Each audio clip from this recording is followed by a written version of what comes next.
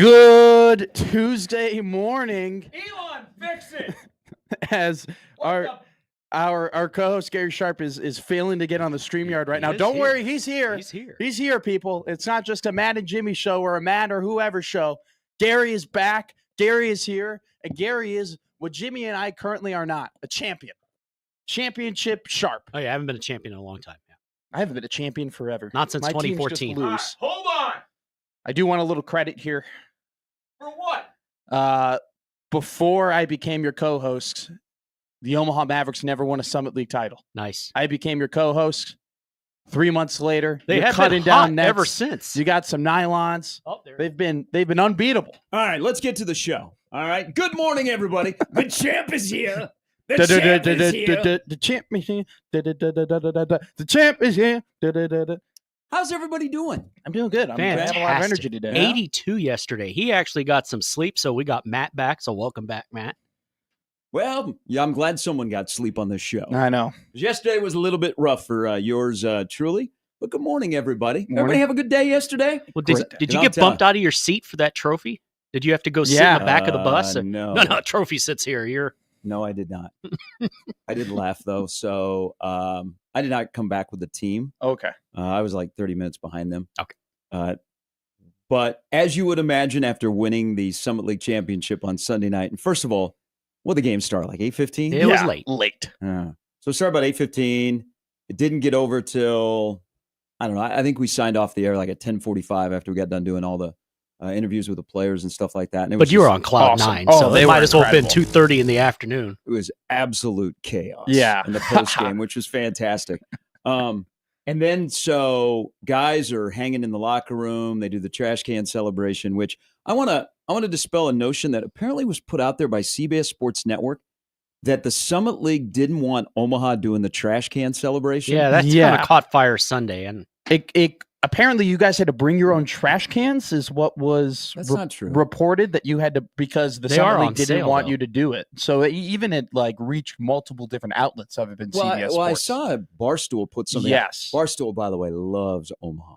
Big fans. loves Omaha. almost as much So as I Luddy did. Dunn. I did see that. Yeah, I was going to ask you Um, about that. That's not true Okay. because the Summit League has gone all in on the post-game celebration of Maverick basketball. That's awesome. They actually delivered the trophy in a trash can on the stage. That's sick. Like they had the trophy Yeah. inside of a trash can. Yeah. Now I could see like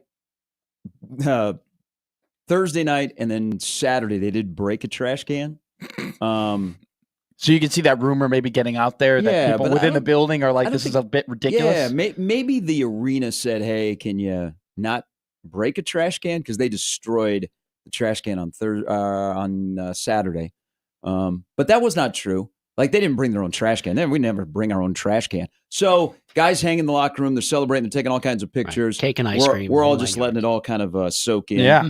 So we get back to the hotel. I don't know, midnight. Oh, by the way, hold on 1 second. Okay. Look what I brought. He from brought the props. hotel. Brought something from the People hotel. don't- Wow, look at that. People don't know. That is a Look at that right bracket. there. People can see. It is See for that on the zone? for our yeah, you yes, can see it. yes. It's a, For it's our radio beautiful. listeners, Gary is showing a kind of like big paper bracket that he got from the hotel. It's almost like a big paper check you would get at a Vegas casino. I actually stole that. It's my Oh, goal. okay. It's my goal every year. Every time I go to conference tournament, I used to do this with the Big 12. When I used to go regularly to the Big 12, Yes. I'd steal something. So every year I've stolen something. That was like me with from- parties. from the Well, yes, we'll take a free take tank cup, 7. take Thank a bowl, you. take a lamp. virginity. Yep, So every that too. time I leave Detergent? the conference tournament, I always take something with me. And in this particular case, the hotel. Because guys, we were in Sioux Falls for a long time. I Not was that I'm about to say. complaining. We were up there a long, long time. Sounds like complaint. But you packed adequately Not a- because you knew you'd be You up didn't- there a Oh, while. You didn't I- complain there, but you I- definitely said it like it was a complaint. I went with the big suitcase. It's just it's a long. I mean, we're up there for 6 days. And you Not had that an I'm off day? complaining. Not that I'm complaining, but that just is That's a lot. It's a That's a long lot. time to be in Sioux Yeah. Falls. yeah. So That sounds like a good movie title. So we get to and I love Sioux Falls. I mean, we played Thursday night coming out of the arena. It's snowing. Wake up and there's like 7 inches of snow on the ground, and then Saturday it's gone. Welcome to whiplash weather in the Midwest. Mhm. So we get back to the hotel.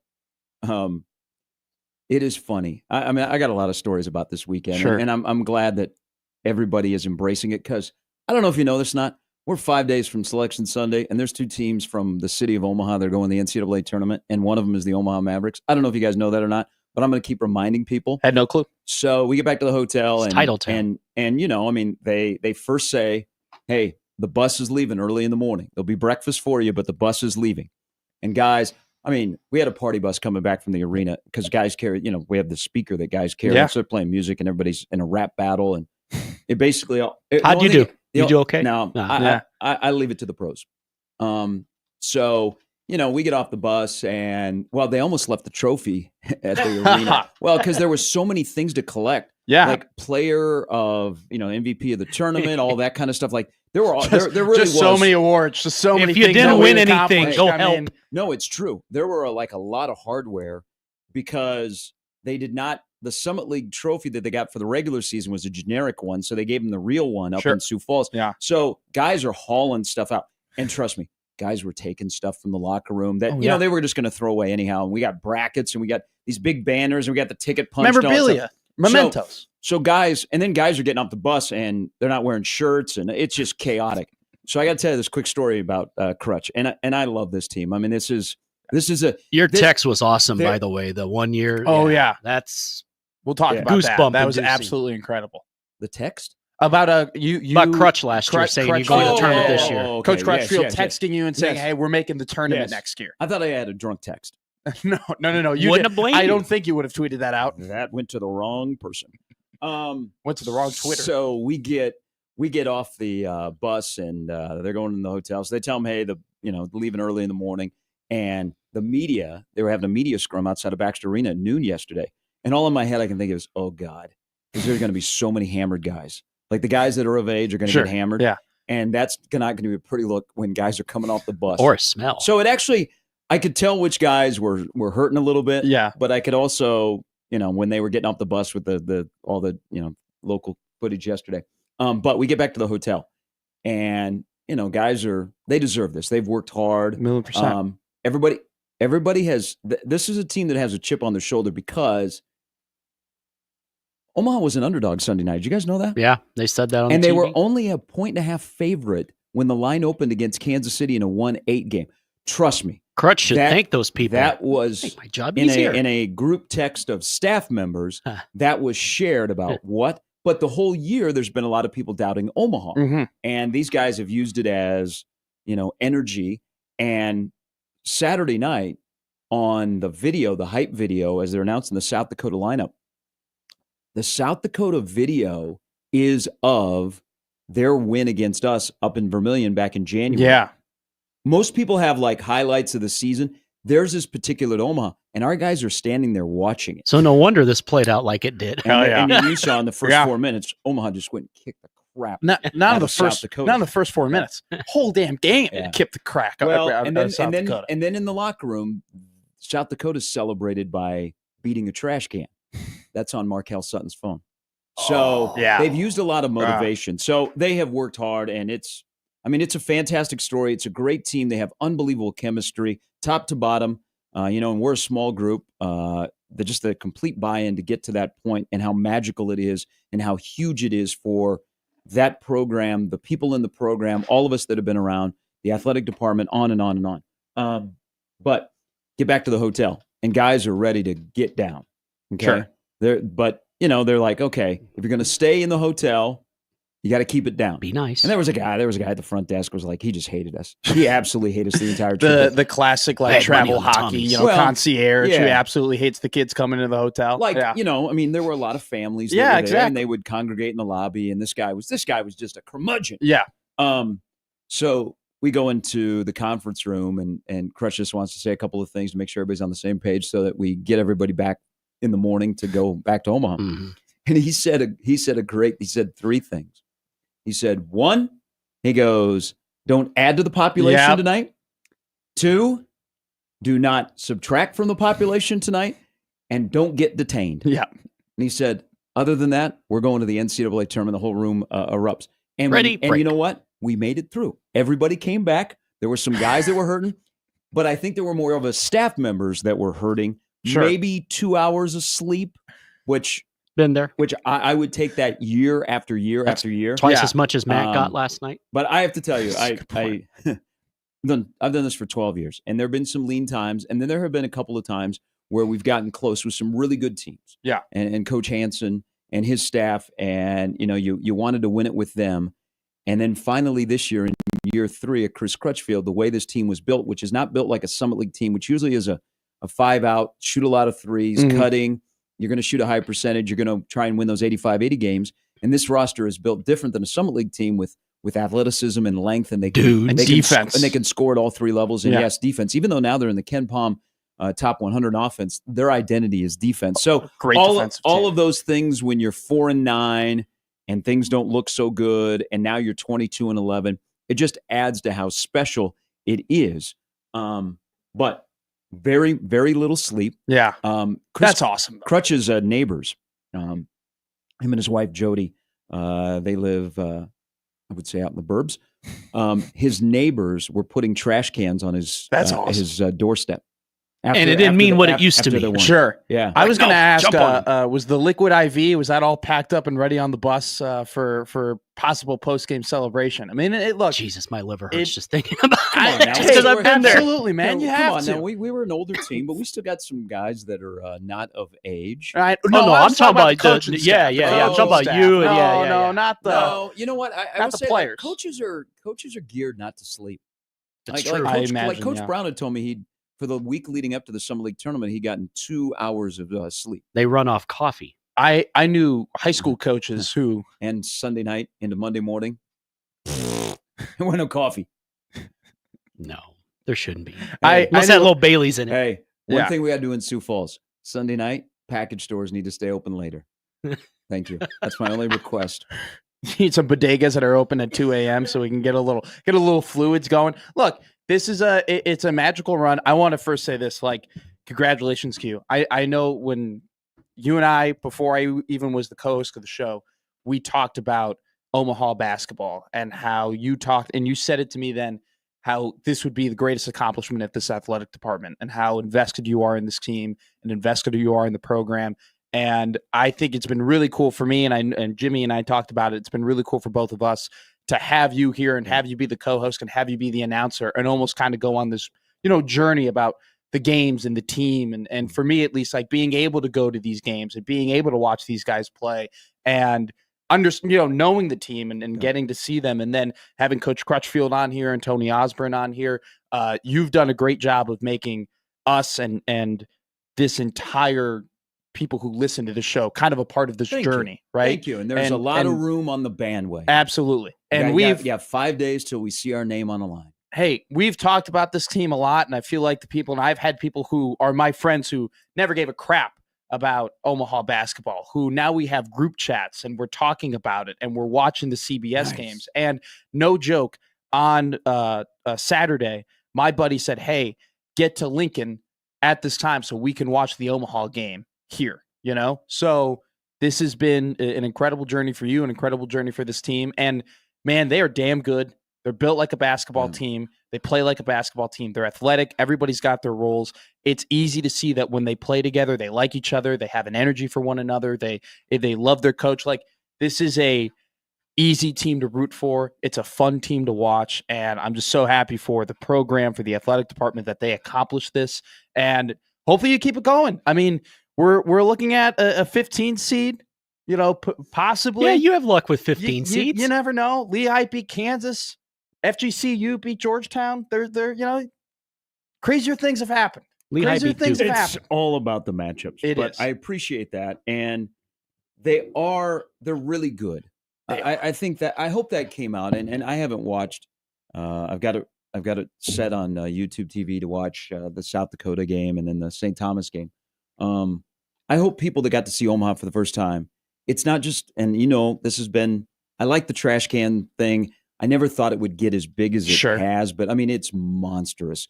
What AEW is doing behind the scenes is incredible, and how people have latched onto it. But they're more than a team that kicks trash cans after the game.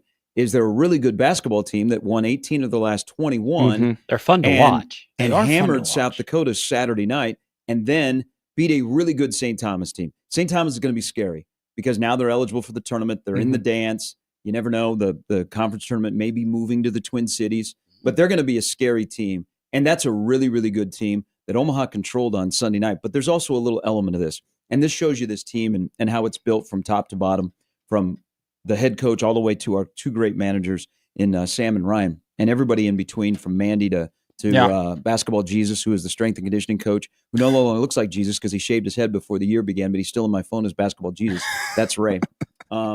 Just jacked. I want my strength and conditioning coach looking like that guy. Well, he was the post game celebration on Thursday night. That was him. Oh yeah, I could Ray. tell. Like, I've been to games and the coaching staff walks out. You didn't for 1 minute think, is that Gary? No, Is that Gary? I did not think that Dang. for a second. I got abs in there somewhere. The first I was kind of thinking they might include you in that. the but ABS system. What do you mean abs? I don't know Hey. how they execute that because you have a post game show. The But first time ever that I went to an Omaha game and I saw the coaching staff walk out, I knew immediately who the strength and conditioning coach was. I mean, he's a very well put together strength and conditioning coach. And then They when I usually saw the are. video, I go, at first, I swear to you, I thought, did they get an AEW wrestler in like Sioux Falls? Did they bring someone in for this? Yeah. And then I saw the beard and I go, oh, okay, that's the conditioning coach.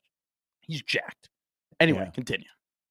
The St. Thomas. So I don't know if you guys saw the video I tweeted out after the game on Saturday night, which was an absolute kicking. I mean, Oh, it was 55-26 at halftime. It was 16-4, and there was so there's a lot of South Dakota fans were there, and they were Mhm. chirping, and the South Dakota band was even chirping at Tony Osborne. He went for 30.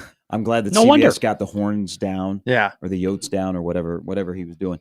So we go back to the hotel on Saturday night, and everybody knows what the scenario is. If Omaha wins in the semifinals and St. Thomas wins, Omaha before midnight on Saturday night and before they would play the championship game are in the final. So that happens. But we went back into a ballroom at the hotel and they put that game on. It's funny. There were a couple of guys that didn't know the scenario. They thought they still had to win. They didn't know. I mean, do you expect them to? Yeah. Which is good. So It is good. Tell them anything. The reaction with St. Thomas was when they won was really subdued. But this team collects receipts. Like, I'm really surprised now that everybody is back today and they've had a chance to get some sleep. You may see a lot Loads. of receipts that are being Oh, sure. called out Mm. because that's kind of been a little bit. The team's really good. People that know. Other people just take them for granted. So there's a moment at the end of the St. Thomas, North Dakota game where Drake Dobbs, who's a really good point guard for St. Thomas, who Omaha locked up on Sunday night, Yeah. that was a huge factor in winning that game. He walks off the floor, and the CBS Sports camera, and we're watching that feed, catches him going, one more. Our guys reacted, and they were like, no. So so when St. Thomas won and Omaha is officially in the NCAA tournament, it was really odd. Yeah. I mean, I became selfish, and I'm like, I'm not going to get to do a call. I mean, what if they lose? Yeah. I'm not going to get to do a call. I'm never going to have that call. You were. I think it worked were you out worried okay. that the stakes were going to be taken away a little bit from the game. That no, they're okay. no, because I know this team, Yeah. and they didn't even flinch. Like That's that was they didn't come up there to have an asterisk or a technicality, and just being around them. And this goes to the coaching staff, which Chris Crutchfield, the coach of the year, gets a lot of credit and deservedly so. And I'm so happy for him. And he got his alma mater to the NCAA tournament. But this is a really good staff. Omaha has a really good staff, from Kyan Brown to Warren Mhm. Niles to Keenan Holdman to Brent Daniels and Josh Crutchfield, who is Little Crutch. It's a really good basketball staff, like basketball mind. And Mhm. I've been lucky enough, with the small contingent we have, I can spend a lot more time with them. And so I Sure. see them break down stuff. And they immediately went to work. And it was like, we're not coming up here for a technicality. These guys were locked in. I mean, when we got to Sioux Falls on Wednesday or on Thursday, guys were locked in. Like they were all business. There wasn't any grab ass, and they were there to play Yeah. basketball. So that was a big thing. Like, yeah, you're in the NCAA tournament, but how awkward would it be for St. Thomas to celebrate and you walk off the floor and you're like, okay, I guess we got to go to the NCAA tournament. So that's all part of this whole journey. This is a really, really good basketball team. And I'm glad that people got to see them up close. If you haven't seen them yet, there's a lot of room on the bandwagon. 5 days from now will be something super special. You brought it up. I brought it up numerous times that making the NCAA tournament is the greatest athletic achievement in the history of Omaha athletics. And keep in mind, hockey has gone to the Frozen Four in 2015. There have been other Olympic sports that have broken through and got to the NCAA tournament and had really, really good success, and they've sustained it. And the athletic department is in a really good spot right now. And they need men's basketball and hockey to be on the same path. Yeah. But let's don't be territorial here. If you're just a hockey fan and you're not Good point. an Omaha athletic fan, Mm-hmm. you have to understand March Madness is a game changer. March Madness changes your university. I saw it up close at Florida Gulf Coast University when they went to the Sweet 16. Applications go up, attention goes up, advertising that you can't buy goes up. People look at your program. People You are might attract curious. recruits. Yep. You know, if you lose a player, somebody says, "Oh, I can go there." There's more donations, all of that stuff. It's when 5 days from now, when you're watching CBS and millions and millions of people in a tournament that people paid billions of dollars to broadcast, your name is called, is the greatest athletic achievement in the history of Omaha athletics. And if you're having a debate about this, I'm sorry, you're wrong. Okay? It's not to take away from anything else that the athletic department has done, even back in the Division II days of the championships. But going to March Madness, and especially for the first time in your 9th year of eligibility, is an incredible accomplishment that I don't know. I hope people understand, because it really didn't hit me until I got back to Omaha yesterday. You know, you're in the moment and you're thinking about this. And again, Omaha twice had gotten right on the doorstep. And it took me a long time to get over those. I mean, just the heartbreak of, Mhm. and then It's so hard to get there. Yeah, it is. And even last year, because you're like, okay, are they going to be able to keep Frankie? Is Frankie going to go? And what does this look like? Sure. It got close, you know, and now to make it like this, when you're up in Sioux Falls, and it was great to see so many Omaha fans, and I love the tournament. I think it's a great spot, but the tournament is kind of up in the air if it's going to stay there over the next couple of years, if it's going to move to the Twin Cities or not. But I like the tournament up there, and it was great to see a lot of people up there. But when you're up there for that long, like, you're oblivious to everything that's going on back home. Sure. You know, you're getting texts of people like, "Hey, man, I went to the bagel bin and I was standing in line, and there were people in Maverick gear." Yeah. And you're like, "Man, this is really cool," because you don't really see that. No. Hockey has a great, passionate following.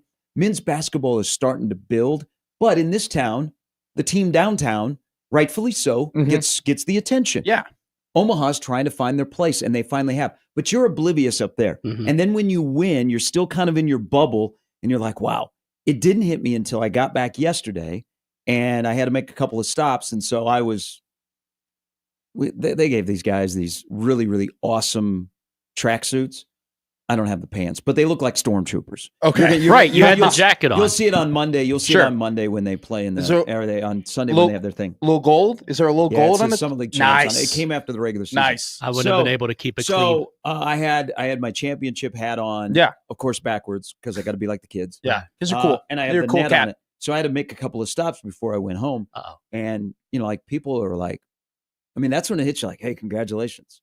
I'm like, yeah, you know People what? are excited. I went for 18-10 Sunday night. Thank you very Yeah. much. Yeah. So it's Shot cool. the ball well. It's cool. It's great. I hope there's a buzz on the campus. I know there's definitely a buzz around the program. I appreciate all the media that are you know, that were there. Lauren and Matt from Channel 7 were there. Mike and Avery's a you know, former student athlete at Omaha from Hurrdat. They were there. It's just, I'm so happy for the people that have played in the program, that have coached in the program, that have overcome the challenges that are mid-major to low-major basketball at times with no practice facility. You don't get to use your arena all the time. You know, when there's a concert, you get kicked out of your locker room, and when you come back in, it smells like weed, and there might and there might be, you know, undergarments somewhere that are stuffed in a locker. Like, all of the things that you have to overcome. Sunday night was for everybody that has been part of it, and everybody can jump on board, because this is pretty fun. And then we'll make the transition to, can this be more than like one special thing? Can we do it over and over and over, or will that be the expectation? But can you do it next week as a 15 seed in Cleveland against number 2 Michigan State, and Frankie Fiddler goes against his mates? That would be absolutely incredible. And that's the thing too, where Also, it's you're like, playing Sunday night. I guess you got to go to a watch party. and knowing this team from watching them, but knowing them, and you do a great job of painting the picture of how these guys actually are, right? I feel like part of me kind of understands the culture of this team because you're around it and you've explained that, right? You can kind of tell, hey, this is an incredible accomplishment. Mhm. Winning the Summit League tournament is incredible. Being the regular season champion is awesome. But the mindset of this team with how you describe them and how they are and the stories you tell, you can tell, hey, no, these guys, this isn't a 2 in a barbecue situation. They're going to wherever they go to win that game, to play that game, because they understand the stakes of, hey, winning the Summit League tournament is awesome and accomplishing everything that they've accomplished is great. But to be a national story, to be the team that everybody is talking about in March, to be that Cinderella story is a whole other level than just winning the Summit League tournament, right?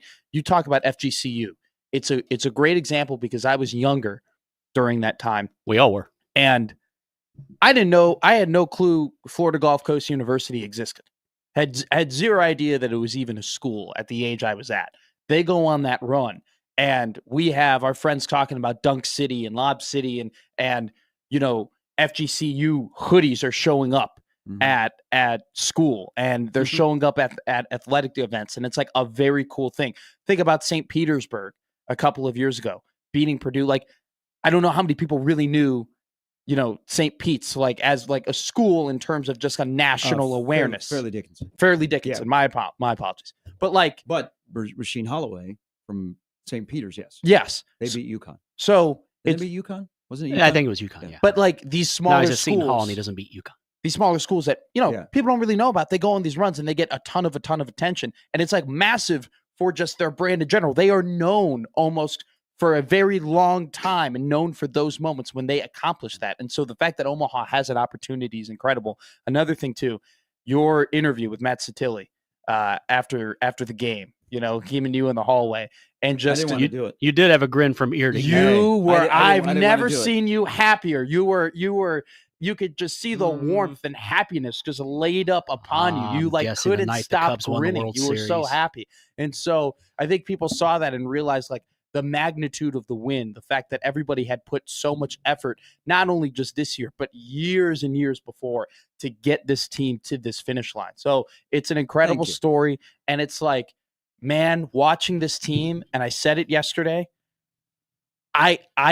they're a basketball team. They can do it. They're a good basketball team. This team can win against a 2 seed. Anything can happen. They've put themselves in their position.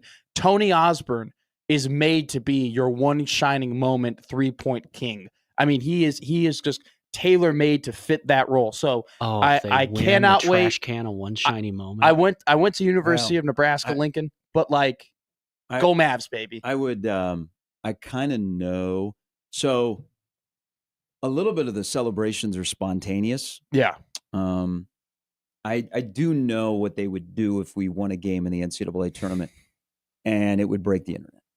I mean, It would. Well, now So- I want them to win even more. So what they did Special after the guest game Greg on McDermott? Sunday, they had a great idea, but they could not secure something. Okay. Okay. But yeah, they would. They needed a prop. It would if they won a game in the NCAA tournament, the post game celebration would break the internet. The one after well, if you didn't need reason to the root South for him Dakota now. game was awesome. That was a great one. Stupfield up on the top, Oh. and he jumps off I don't know. Seb Perry, who's Yeah. one of our walk-ons from Yeah. Oklahoma City. You could have Yeah, done that at halftime. He jumped off the top of the Coke machine in the locker room. I did Seb- hold my breath. Okay. Yeah. Okay. Yeah, he they just, actually let took it care of rip. himself. By the way, the camera work of that was awesome. Was absolutely incredible because you panned over and you're like, why is an Omaha Yeah. dude on the top of the cooler? And he jumps up. It was good. Yeah. By the way, it's a really good elbow. I think Seb could probably, I don't know, maybe get some lessons or whatever. That was really good Could execution. have played in the NBA. I'm in the just saying. 80s with the So elbows. AEW is going to be in Omaha next week. Yeah. And they want Hey, they to play the want next they break. want some people involved, but we're going to be on the road. I was So gonna we say. will miss out on that. All right, let me give the lineup for the show. We got lots. See, this is a more entertaining conversation than the exhausting conversation that dominated the airwaves on 1620 yesterday about Nebraska men's basketball. I wasn't here. I got a thought or two, You didn't miss it. but it's just it's The face. it's exhausting, It is. but it shows you that people care Hmm. Mhm. because people want to engage. But we're going to talk about positive things. Matt Rule speaks at 10 a.m. this morning. It's regularly scheduled. It's not like a breaking news or anything. Yeah. Ahead of spring ball. So Sam McEwen will stop by at 7:30. We'll find out if Sam is going to travel with Omaha men's basketball. Oh, that'd be awesome. Yeah, I think the late starts and the early deadline, which is terrible in the newspaper industry, stunted the coverage by the World Herald. Gene or Willie or Sam or Chattel were not up there because I think the late starts. But shout out to the Gateway, the school newspaper. They had people up there. Mav Radio had people up there. Awesome. So shout out to everybody that was up in Sioux Falls that had the Sick. ability to be up in Sioux Falls. So Sammy McEljones is coming up at 7:30. Brian Christopherson stops by at 9. We'll drop in some football and basketball. So on all of this happy stuff, I do have one negative, and I'm not happy with you. Here we go. I'm not happy with this show. What? I am not happy with the show at all, and I'm not kidding. How was the show yesterday? It was fun. Okay. You and Jimmy Allen were doing the show, correct? Yes. Shout out Jimmy Allen. Thanks Do you for remember lunch. the end of the show? Do What you did, remember the last call that you took? what did I say? No, do you remember the last phone call that you guys took I believe that was Bef- Ted. before the show ended? It The was guy- we the took guy- a call The last guy was segment. on Oh, the air. okay. He wanted to talk about Omaha men's basketball. Yeah. He said he was at the game last Oh, night. yeah. right? He was screaming. He was like, I was at Sioux Falls. I was at Sioux Falls. And Jimmy cut him off I was there. rudely. Yes, rudely. Not, I had nothing to do with it. Not you. Yeah. But why did Jimmy cut the caller off? What do you? What? It caught me The off guy, the guard. guy was passionate about Omaha men's He basketball. was kind of He just. was in Sioux Falls the night before. Okay, wait, he wanted no. to talk about. He was sitting next wanted to talk Gary. about He was Omaha on men's delay. He basketball. was on delay. We would ask. We would say. We gave him ample opportunity to discuss about Nebraska Omaha, and he did not take that opportunity. He would wait 3 seconds before he would say anything, and then he would yell, "I was at Sioux Falls," and we went, "Okay," and he didn't add. He didn't say anything. The guy wanted to talk about Omaha men's basketball. He was excited. He was in Sioux Falls last night. He just wanted to be on the show. And Jimmy cut him off And because Jimmy Nebraska cut him lost off. Sunday. Jimmy cut him off. He needed to cut him off. He couldn't stop yelling that he wasn't at Sioux Falls. We kept going. Well, okay, what about Hey. it? What about it? Hey, let me shake your hand. You know who that caller was? No. Me. No way. That was you. You didn't know this? I got hung up on my own show. I knew it was you when we talked, but I was not. I was like, playing the guy's along. a little southern. He goes, I was at Sioux Falls. I was at Sioux Falls. And I'm okay. And you were there. And I'm going to be honest with you. Right over both of your Jimmy heads. cut off that caller. Do you know why Jimmy cut off that caller? Because I had my finger on the drop button for a good 30 seconds, being like, we got to get away from this guy. got cut off on my own show. Hungover. I was going to be on my own show, and I got cut off. Well, maybe- because I figured if I put Gary, that you guys would like. Oh, blah, blah, blah, blah, blah, blah, blah. Instead, I went with Ted, Yeah. and Well, I you're- got cut off. I got cut off. I had really good points. well, you're- Ted was at the game on Sunday night. He could have gave a firsthand, accounting of what happened. Ted was sitting you with guys cut him off. You're an equally good caller as you are a radio host. I mean, you. Had no idea. I immediately. And I forgot to tell So, them. were you because in Josh the and car I with were talking. people? Were you Huh? were you in the car with? No. Oh, okay. You were just on your own. So Okay. I texted Jimmy and I said, "Hey, they need to get to Ted." Which is why I pointed at you. Oh, okay. Jimmy was like, and I was, by the way, guys, I was timing. I know how to host radio. I was timing it out perfectly. I knew where I was getting, and then I got pointed at. I go, Oh, so I was on hold for like 7.5 minutes. I know we I were were feel running bad. out of time. We We- are long-winded. I apologize to callers, but I was on hold for 7.5 minutes. we were in another topic. We were talking about something else, and Then then we I were was talking about you losing a girlfriend. Did that really happen? no. Oh. We recovered. Fumble. Young love. Anyway, regardless of it, Just we run were the ball. talking about. It was a long show. We were kind of It's 4 a hours. little pedaling. Did We were go- kind of. did we have to do an extra hour we- yesterday? For 4 hours every day. It was a longer show. We were kind of crawling to the finish line a little bit at the end. Jimmy ordered sandwiches at 8:00 in the morning, and they were not sitting in any of our stomachs well. I think Speak for yourself. That at was one point, fantastic. Jimmy and I both looked like we were going to throw up on air because I had an Italian hoagie stuffed in my stomach, and I was very, very tired. Now, But- did Jimmy, were they from a sponsor or did Jimmy buy Jimmy it? just bought him. It was 6:30 in the morning, and he Jimmy just Allen, money bag. oh, big time. I Took, was like, young this is Jake awesome. was here shadowing, learning the Yeah, show, so he got he fed got a too. sandwich for Jake too. Was that who answered the phone? No, that was me. Oh, so you guys cut me off on my own show. You were not a good caller. I You was were a just great caller. you were just screaming at the top of your lungs that you were in Sioux Falls. How- I kept saying, "What I was about it?" How would you not? patiently You'd be waiting. excited. They, I don't know if you know this or not, but Omaha men's basketball going to the NCAA tournament for the first time. I don't know why he wouldn't be excited. I don't know why white collars wouldn't come on here. So this is what I text Jimmy. I said, put Ted on now. And then I hear, oh, okay. Ted? Yeah. How did And then- Jimmy not know that it was you? I then? knew it was him. I wasn't going to tell y'all. Oh, That's I no thought you fun. meant Jimmy. I thought he texted Jimmy Allen. No. You were No, he's texting Jimmy me. Chavez. No. Because Ah, I used to do stuff like that back in the. So I knew it, but I wasn't going to say it. trying to 'cause sabotage that the show. It was adding to it. It I'm was in at the end Sioux of the show. Falls. Was that a little Southern accent you put on it a bit? Like, did you not know? You're a good actor. I felt like you would have more improv. I there. mean, Frankie has a Southern accent. It was the Southern Bellevue accent. Yes. Mhm. well, it was a bad call. It And was a so bad yeah, call, when Jimmy and- cut you off, was it bad kind Great of call. It was and Allen cut it- you off. It was a typical sports talk caller call that was excited, that was in the moment. I mean, this isn't your first rodeo. You're very familiar with Big Red Overreaction. I'm very familiar with very crazy callers who I've had to screen a lot in my career. Yeah. So I'm not happy with you guys. I got cut off on my own Hey, show. maybe- Would have been a great call. Could have given you like little tidbits of information that was going on in Sioux Falls that they witnessed. For 30 seconds, you yelled at the top of your lungs, "I was in Sioux Falls." That was all that you brought to the table on your call. That's After what the people if you do. second yelled, time, "I I was go, in the okay, we pool," get it, would it? Ted. That's what people do when they're on 29 and they enter Minnehaha County. They go, "I'm in Sioux Falls. I'm in the Falls." I'm in Minnehaha. I'm in Kenosha. All right. The lineup brought to you by the roofers of John Higgins Weather Guard. Hey, You're crazy. I had a conversation you with are Kelly crazy. Pfeiffer the other night. I Kelly- wondered when I saw you just Hey. working the game. Hey. You and KP friends? Hey, so quick story here. I know we're going to go long. Who cares? Today I don't care about the Yeah, clock. Okay? it doesn't matter. It's Screw- 6:45. the We're fine. The Mavs are going to the tournament. We don't give a damn Hey. about anything. Screw the clock. Yeah. I could still probably blow 0.16. Just kidding. Just kidding. Before anybody goes, buddy. Mm, No, I think I'm good. I think Ted could have blown a .16. We'll never know. We'll never know. We'll if never you guys would have kept him on the air, but you cut him off. So Sunday in our hotel, and we were kind of isolated. We stayed out of downtown, so we were Yeah. away from all of the commotion of the tournament, which was a good thing, especially in the post-game celebration. Is in the lobby, and who do I see?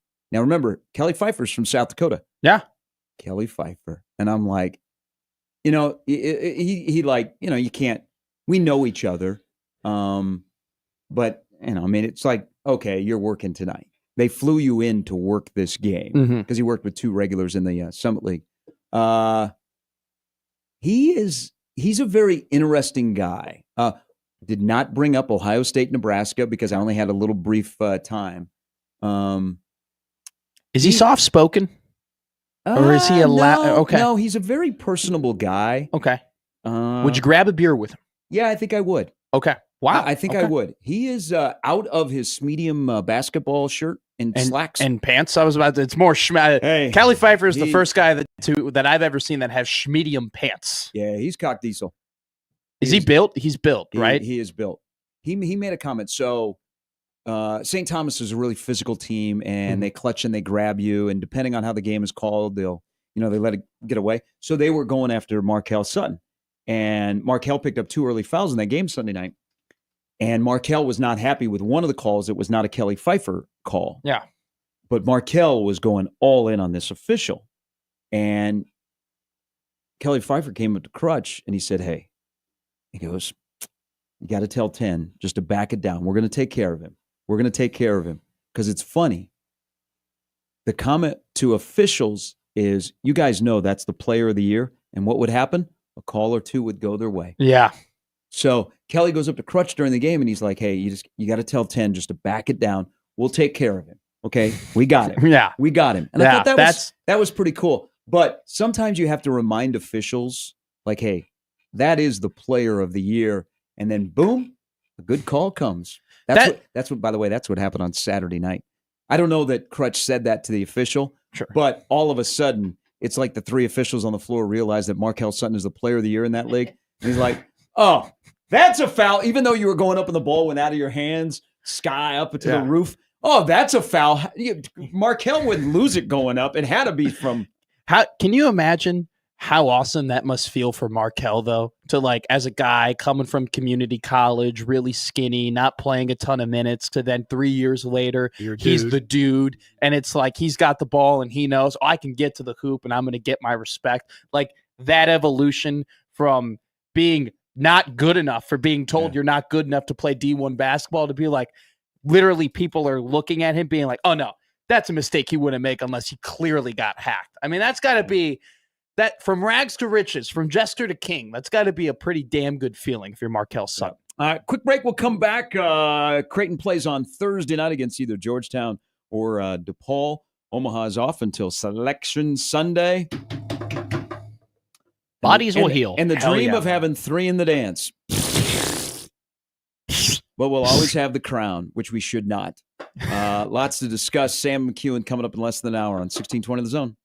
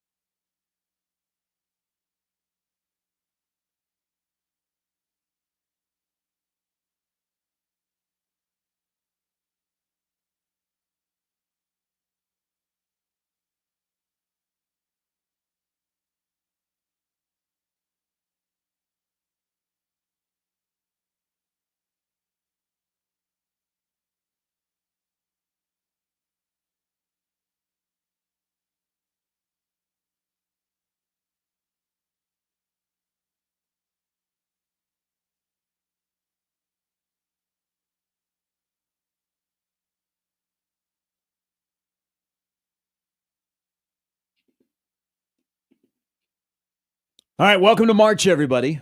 Welcome. What is this? Happy New Year? We've been in March for a while. now. No, it's different. Like March hits you different when mid-major basketball tournaments and high-major tournaments are going on. And Selection Sunday is 5 days away. Is it like the different phases of spring? There are different phases of March, essentially. Yes. Like there's the phase of March of you're in the regular season, and then you're officially in March Mhm. after the regular season. Then get the I can first real subscribe. warm day like yesterday. Hey, I it's can called subscribe. It's not fake spring. It's weather whiplash. Weather whiplash. Yeah, yesterday was beautiful. Then I heard we might have severe storms or snow this weekend. I'm going to be honest with you guys. Hey, but 70s. Jeez. until With- then. with And the there's weather, no like warm spots to go for the tournament, like Lexington, There Wichita. yeah, Milwaukee is so Cleveland's beautiful. wonderful this Yeah, time of yeah. year. You know, Cleveland's great for the family. Let me tell you something right now. I take the weather in March in any Midwestern state like Nebraska football. I take it a game at a time. I take it day by day. We're just trying to go 1-0 every day. Not wrong. I wear sweatpants and a quarter zip, and you know what? Whether it's 75 degrees or whether it's 35 degrees, I'm going to be either slightly warm or slightly cold. It's going to be fine. Going to be okay. I'm like a one-size-fit-all dresser. I just dress for one weather fits all. I'm looking here because I saw the Lenardi bracket that has Omaha and Creighton both in Wichita, and if they won, they would play each other. Yeah. Um, Jeez. That's no fun. You've been to All right. Wichita. USA. He's been I everywhere, can't- to be hey, honest that's with you. true. I can't do it. I'm just happy to be doing a game in the NCAA tournament. I don't care where they go or who they play. Can we get Omaha to Milwaukee? Why Milwaukee? Because I want to go. Oh, fair. I don't think they're going to be a 14. So, Well, Pepperdine screwed that yesterday because if Pepperdine was able to bid steal, that would have been perfect. So the USA Today bracket, which is updated nightly, has Omaha as a 15 and Cleveland against number 2 Michigan State. Yeah, I saw that last night from Shelby. Shelby's not really high on Creighton. He has him as a 9. Yeah, I did see that too. 9. So he has him as a 9 playing Mississippi State in Wichita. The winner gets Houston. Lenardi has Omaha as a 16 playing number 1 Houston. Oh, Omaha, I think, has played themselves into a 15. There's not enough bad teams for them to bump up to 14. So I think they're a 15. They played themselves out of the play-in game. Yeah. I don't think they're a 16. So then you start thinking, well, who would you rather play? Tennessee, St. John's, Alabama, or Michigan State? It would be kind of interesting. The Frankie Fiddler factor is there. Oh, sure. But Coach Crutchfield and Coach Brown both went down to Alabama in the offseason to learn We talked about more that. from the Crimson Tide. So that would be kind of an interesting matchup. Shelby Master of USA has never really been high on Creighton. He was really I mean, I high think on Nebraska, though. Well, He was super high on Nebraska. Like, he was keeping Nebraska in Brother. the tournament after Ohio State beat them. brother, there ain't nobody high on Nebraska well, basketball well, right that's good right now. But back then, now. back then. Except for a guy that was pleading for his job on the radio last night. Yeah, we'll talk about that. Jeez. Well, there's the dynamic of being Fred Hoiberg and being Iowa State Fred Hoiberg and being Nebraska Fred Hoiberg. And Bulls Fred The- Hoiberg. No, that doesn't matter. I know. And take the I'm just mentioning. I just throw if it you're out. gonna if you want to do that, you have to include Rule and Carolina, Oh, then, right? And I feel like at least I do in terms include Rule and Carolina that plenty. was a I Tim mean, Floyd joke in there. it doesn't. Those things definitely don't hold as much weight as their successes in college. Don't get me wrong, but they still do exist. It's not like that. Oh, Those they things exi- didn't They happen. They existed, happened. but They don't think hold factor nearly as much. much weight. Yeah. But I think Creighton is locked into an 8-9. That we've seen the committee doesn't really value Yeah. the conference tournaments. So even though it'd be a hell of an accomplishment to do it for the first time to win the Big East tournament, I don't see them jumping up to a 7. So they're stuck in the 8-9. But then you think, okay, what number 1 seed if they won? Would you could want they- to play? I mean, Duke. No. Would you don't think Creighton would give Duke a game? What No, about, I think what about Florida? Or maybe we should just be focusing on, hey, win the 8-9 game. Yeah. Let's just do that. Beat Richard Pitino Jr. Beat Mississippi State. You know how I feel about Vandy. these 1 seeds are insane. Or I maybe mean, we'll get All 4 ones are incredible. I don't think there's a one that you necessarily want to play. There's no like one that you match up well with, or like, hey, we could play this style of ball or anything like that. The only thing that encourages me is that they did play the best 2 seed in Alabama at Alabama, and they competed with them pretty well during a time where they were still trying to figure themselves out. I think Creighton could beat anybody, but I don't think there's a 1 seed you like want to play this year. How about an 8-9 matchup for Creighton? If you're going to give us Omaha against Frankie Fiddler, Yeah. how about Creighton versus West Virginia? That they would have to right now in bracket matrix. West Virginia is a 9 seed, so be interesting. Creighton versus Gonzaga, that'd be fun. That'd be a weird matchup you don't see a lot. Hey, watch tonight. Gonzaga plays in their final West Coast Conference final against St. Mary's. Should be a good game. All right, hour number 2 coming up. Sam McEwen will join us at 7:30 on 1620 The Zone.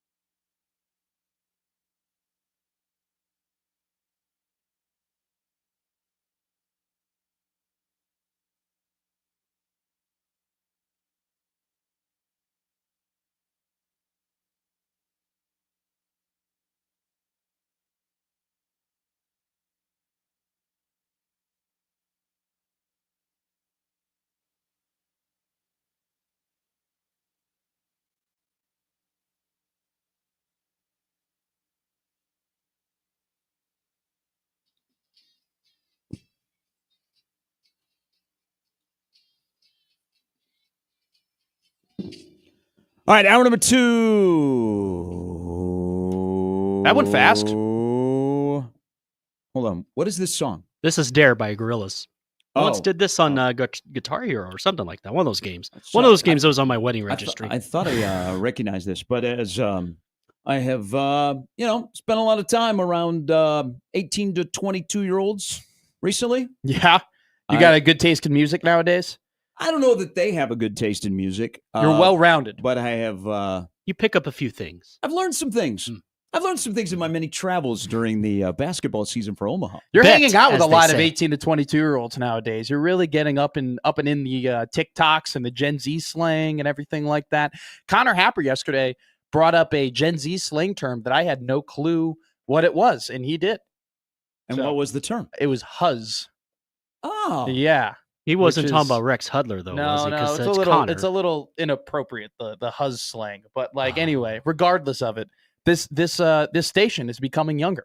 Not only just like physically, but mentally and pop culturally as well. Wait till Hey. we get the finger painting. in hey here. man. I mean, I'm glad that Channel 7 said, "Hey, you got to do this interview." No, I said I don't want to do it, but my drip was pretty good. You guys got to admit that.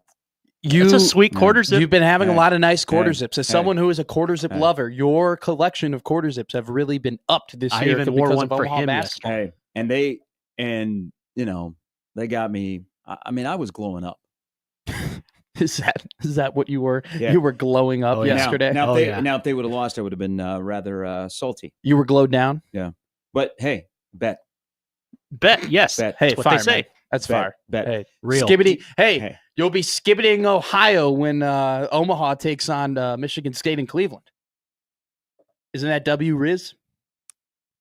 Can I see your Riz face? Hey, no cap.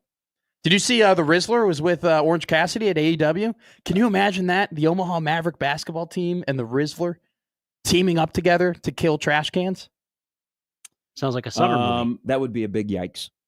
That'd be awesome. That would break the internet. How about we get the Costco guys in the trash can celebration? How about not? How about not? Come on. How about not? How about our 15 minutes of fame? And hey, I'm for everybody chasing the bag and getting the bag. I don't care what age you are or where you work or what you do. Yeah. Get the Um, bag. Stuff's expensive. But maybe we're on about 15 minutes and 25 seconds with that family.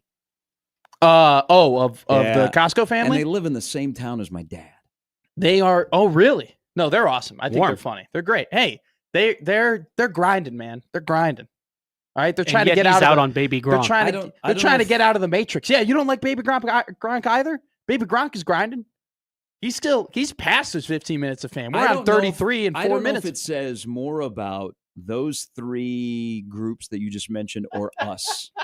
I think it says Well, more about us. You got to understand the dynamic here, okay? It's Big Justice and his dad are the Costco guys, and then you got Baby Gronk and his crazy dad. But the Rizzler's just the Rizzler, all right? You got to respect the Rizzler. It's just him. It's just his world, and we're living in it. All I right. don't know. I just knew you were on the phone. He drops a new song pretty soon. I'm pretty sure. You might know him as the Rizzler. He's the Panther dressed in black. Yeah. When he gives your Yeah. girl the Riz face, there's no chance she's coming back. Hey, to my education, that is so simple. That's another right. good one. Let's see. Hey, what would be the anybody want to before we bring our caller? Hey, on Chad, here? am I cooked? Am I cooked, Chad? Hey, they're gonna get canceled, and then you'll get ghosted. Get ghosted. I almost did get ghosted. You break up? What's the deal with the girlfriend? Yes. You guys go through a little rough patch? She's not my girlfriend, but yeah. She's a It's- girl. Just hang She's out. friends.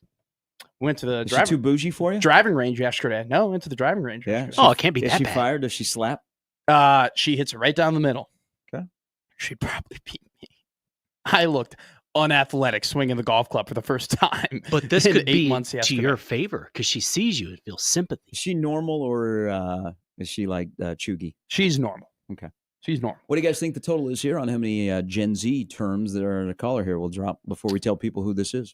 Considering the fact that I see the name right now, the over-under is a half. With that attitude. Old man Doug, good morning. Hey, good morning. I got a quarter zip on. I wear a quarter zip almost every day. Hey, Doug, can I Okay. get an Equitable Bank quarter zip, please? If you'll wear it, yeah. Yes. Done. You got it. Done and dusted. Done and dusted. That'll be awesome. Well, what's up? today's Gary Day, so I'm gonna Hey. keep it UNO this morning. No. Congrats. No. You're going to keep it Omaha. Nice. Oh, yeah. Well, that was my question. Is it Omaha, Nebraska, Omaha, or UNO? It is It's Omaha, right? Omaha. They branded All about a right. decade ago. It's on the list of positive things that Trev did at UNO. Made it Omaha. Okay. All right, Omaha. It must have been a big game because I saw my friend Andy Peterson in the background there. You Kinda know, give me hey, you know Andy? Andy and I used to coach youth basketball together. So Wow. Yeah, he is a huge Mav supporter. And when I see him Sunday, I will say that I know you. he'll laugh. He'll laugh. I see him up at the driving range quite a bit at the Players Club. So That was a little flex there. He is that is very much boozy. Yeah, but Andy loves. He was there the whole weekend. He's been to a couple road games too in the Summit League, so that's pretty cool. yeah.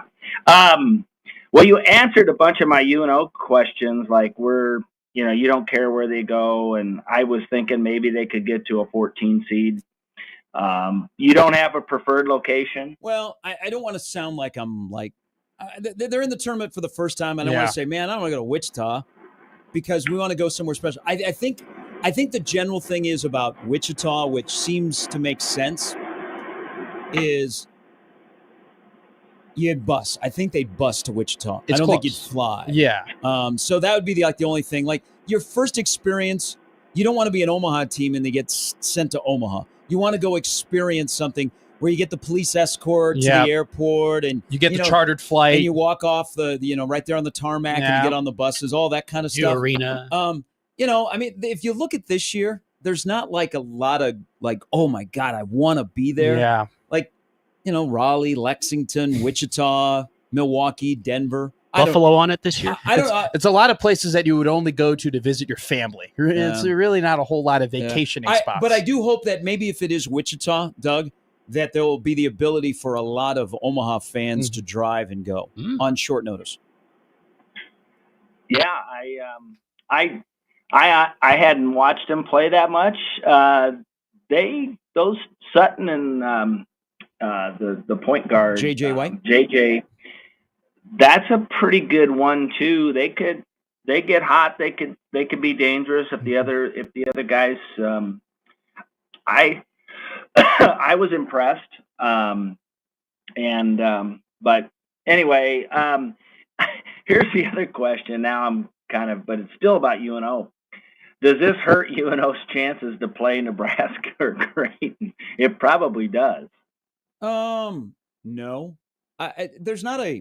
There's a discussion, but there isn't a desire by Omaha and Creighton to play each other. Nebraska and Omaha have talked about playing each other next year. But here's the deal with Omaha is Omaha is not going to have to play as many bye games moving forward, but they're still going to have to play 3. Crutch may want to play 4 just because of the competition. But to play only 4 bye games, you're making 6 figures. Creighton and Nebraska are not playing a local team 6 figures. No. So it would have to make really good sense for Omaha to play, but they're more likely to play Nebraska next year than Creighton. But maybe, Doug, and I would like to see this, maybe we get a yearly thing where that one exhibition game is Omaha-Creighton every year. That'd be fun. And maybe one year it's at the Chi, the next year it's at Baxter. It's an exhibition game, the preseason. Maybe that comes to fruition. I can remember back in the day when Dave Felici was a point guard at UNO, and he was really savvy. He wasn't overly tall or anything like that, but he just was a savvy player. And I think UNO, they might have beat Creighton, or if they didn't, it was a hell of a game, and I think it was an exhibition. Yep. I'd have to go back in the annals, but. Anyway, Nebraska's season it'd be a mercy killing if it was just over. But I don't.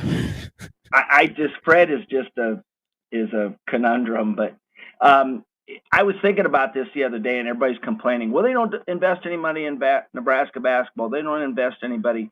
They extended his contract when they thought he had the thing going on the upward trajectory. So isn't that an investment?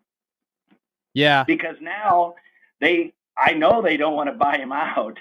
And in all the things that he's saying, I know people that are pissed about the season probably don't want to hear it, but I don't know what else he can say. I mean, he has to say those things, doesn't he?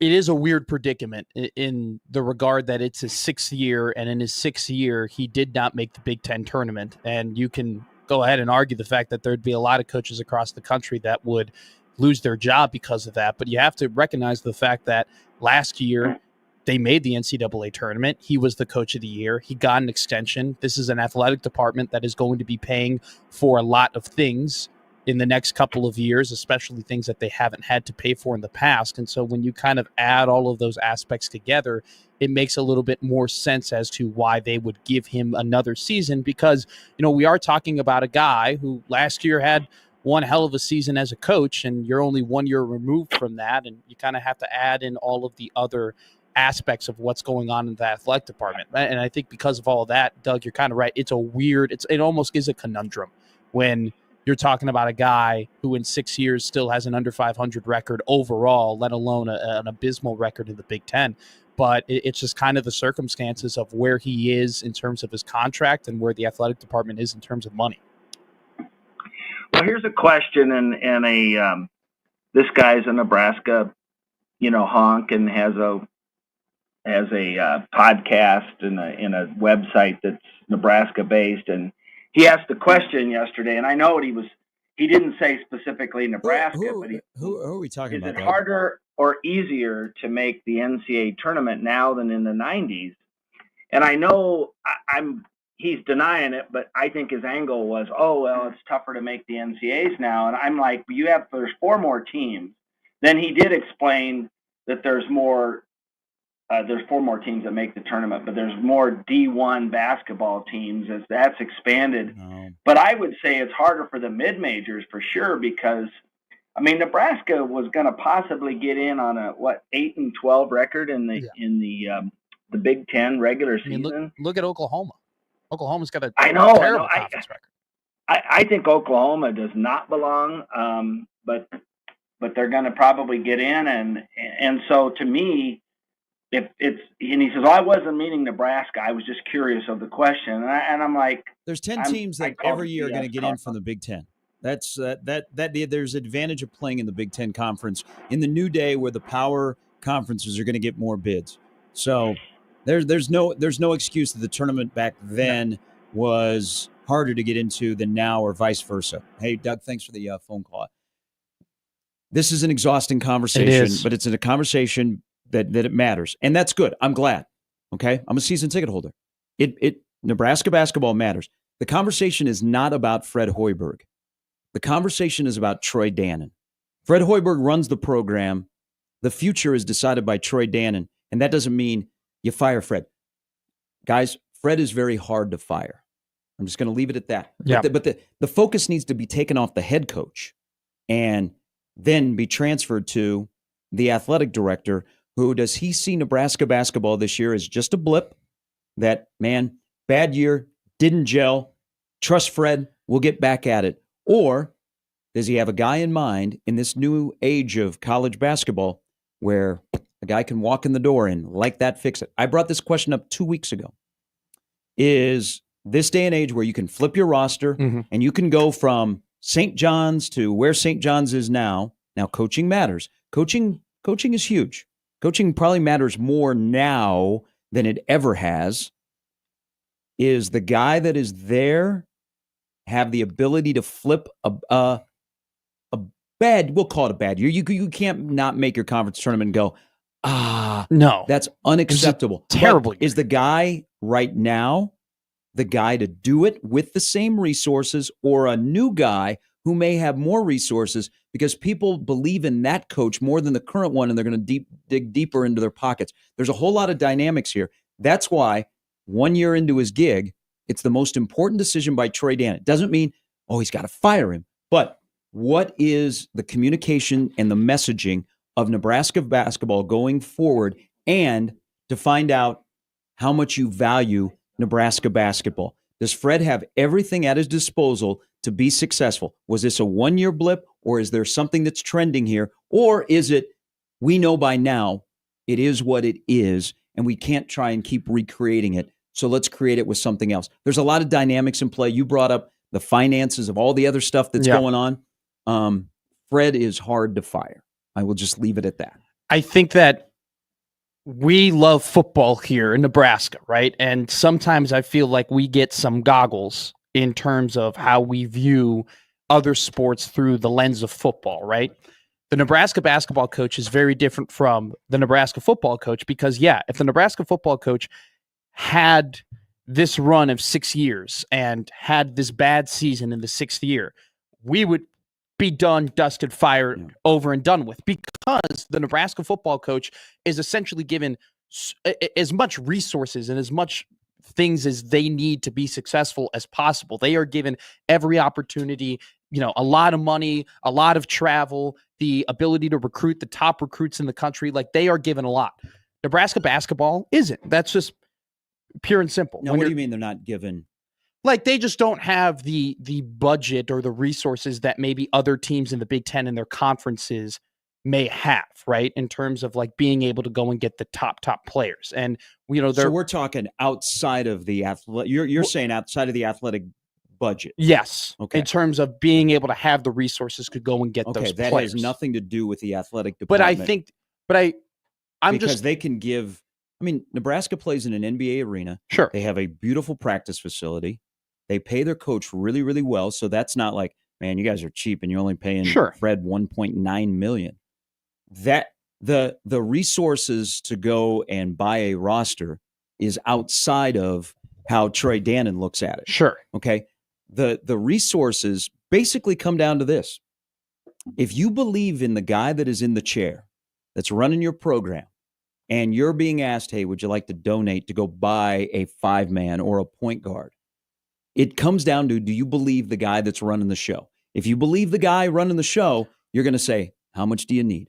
So wouldn't it, and then we can transition to this conversation because that was a great point.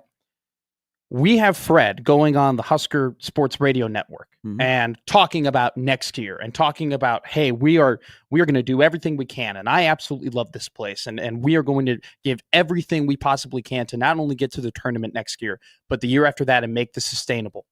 Wouldn't it be so helpful to just the basketball program and everybody and the fans if Troy Dannon would just come out and say, hey, Fred is our guy. We are going with Fred. We believe with Fred.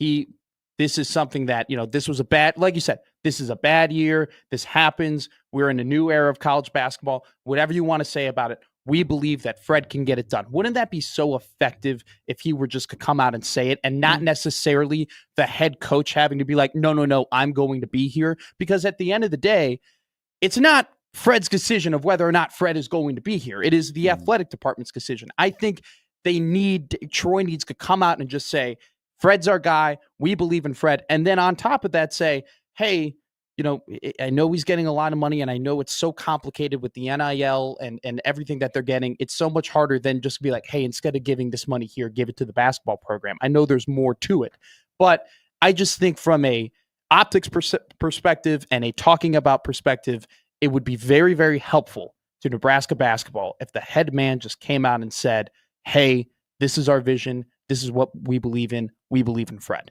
Period. End of story. You know what the optics would be? And they should do this.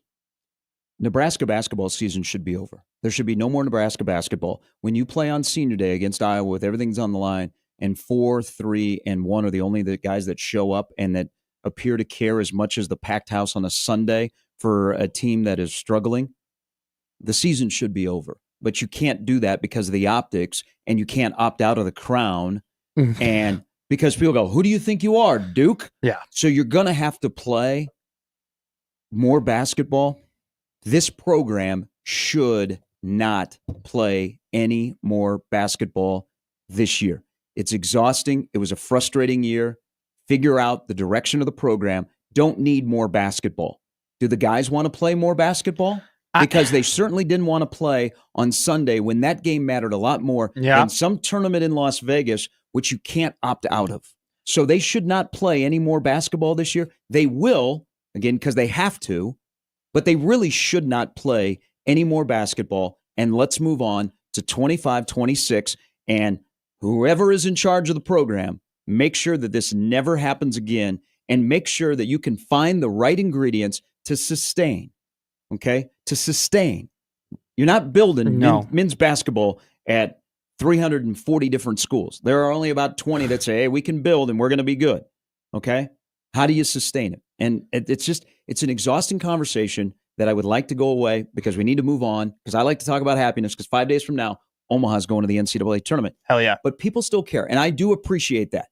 People do have passion for Nebraska basketball. And something you said, I kind of disagree with. Okay. There are different levels of football is the king. But doesn't winning matter? Shouldn't we hold all programs in my athletic department to the same standard? Because the fans are so damn passionate, and their return on investment, I tweeted this out after the Nebraska game, will put you into bankruptcy. Okay? So fans matter, fans care, fans support through thick and thin. But winning matters, right? Winning matters. Some programs don't have the same budget. They don't have the same expectations. They sometimes get ignored. But shouldn't they have the same winning matters? We want to win. Okay? You win on football at a different level, bam. Basketball should be winning at Nebraska. No excuses. They've gone to great lengths to extinguish excuses that people have used in the past about Nebraska basketball. Winning matters. Winning matters. And do you have the right person and right people in charge for the formula to win and then win again and win again? I have the same questions about football until you get to that point and you win and then you sustain. You know, you built to sustain. I always talk about that. You know, when you look at coaches, Rule is a really good builder. We're going to find out that when he builds and you get to the top of the mountain, can you sustain it?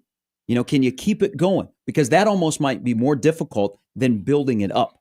Winning matters. And you want this team to win, and you want this program to be successful. And you know what? The fact that Pinnacle Bank Arena gets filled almost every single game and is getting sold out consistently for a team that, frankly, this season did not deserve it. Okay? This team did not, in terms of the results they had, the siestas they went on, the frustration they caused. So unlikable, and it's too bad because they had a few really, really likable, great dudes. They did. Bryce Williams is going to get screwed today. He's going to be second team All Big Ten because of Nebraska not making the tournament. That's an A-plus dude that doesn't deserve to have his career end in the Crown tournament, for God's sake. When you have a fan base that is consistently coming out and selling out a stadium and cheering very loudly for a team that, frankly, with how they've played and the results that they put out onto the court, didn't deserve it, you deserve your athletic department to acknowledge it more. I think that is the conversation we have here about this department. This department doesn't care about basketball. This department doesn't care about winning. They're getting outbid by other teams for talent. The NIL budget isn't great. If they just came out and they just talked about basketball and they acknowledged its importance, they acknowledged the fact that they wanted to be a winner, and they acknowledged the fact that, hey, we believe that Fred Hoiberg is the right guy to do it, or whoever they would hire next, we believe this guy is the right guy to do it. We would no longer be talking about, like, do they really care about it, right? But we are, because that's not going on. And winning absolutely matters. And we are now in an era, though, where I understand that the NIL is on the outside looking in. But you have to think, when your athletic department isn't acknowledging basketball at a very high rate, or not at an equal rate to where the fan base cares about it or the fan base is showing up about it, you start to question what the investment is, or what the outside investment is into the program. And so I think that is... Do you question the investment or the coaching? At this point, I question both. I absolutely question both. So you are saying, but which side are you more on? Are you saying I question coaching. The structure has failed Fred Hoiberg, or Fred Hoiberg has failed the structure? Because this is a difficult conversation. It is. Because back-to-back years, they mixed last year. This year, Fred failed the structure because Nebraska came up short. They swung for the fences. I give them credit on that. But they didn't get who they wanted, and then they panicked. So it's that's the conundrum. It is. Doug used a great word. You've used it. I've used it. A lot of people have. When you look at where Nebraska basketball is, because you have last year where you had a perfect mix. This year, you had an uncomfortable mix. It's a great way of putting it. We got to take a break. We got Sam McEwen coming up a little bit. We'll circle back to this conversation because there's a lot of layers to this, but we got to move away from Fred. Okay, I like Fred a lot. I've gotten to know him away from the floor. Him and his wife are fantastic. Also, we got to get away from just because the guy's a good guy, we have to look at their job performance. They're here not to be a good guy. We're over that. Mike Riley is gone a long time ago. Okay? Winning matters.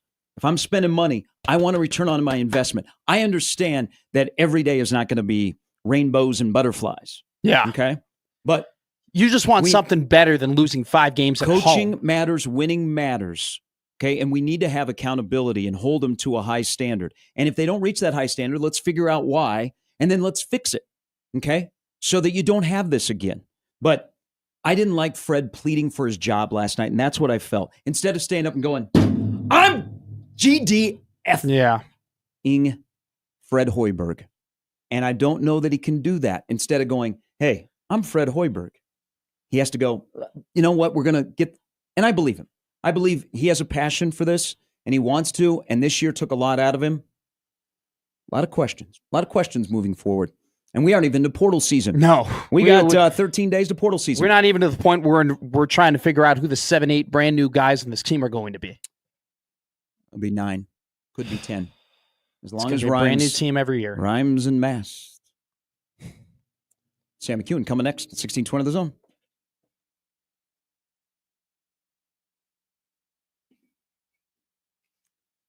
Hey, it is March Madness, and you can be hooping it up on the floor this spring and summer with AEF across the chest, attitude, effort, focus, the fastest growing youth basketball program in the Omaha area. Every athlete can become impact players both on and off the court with AEF.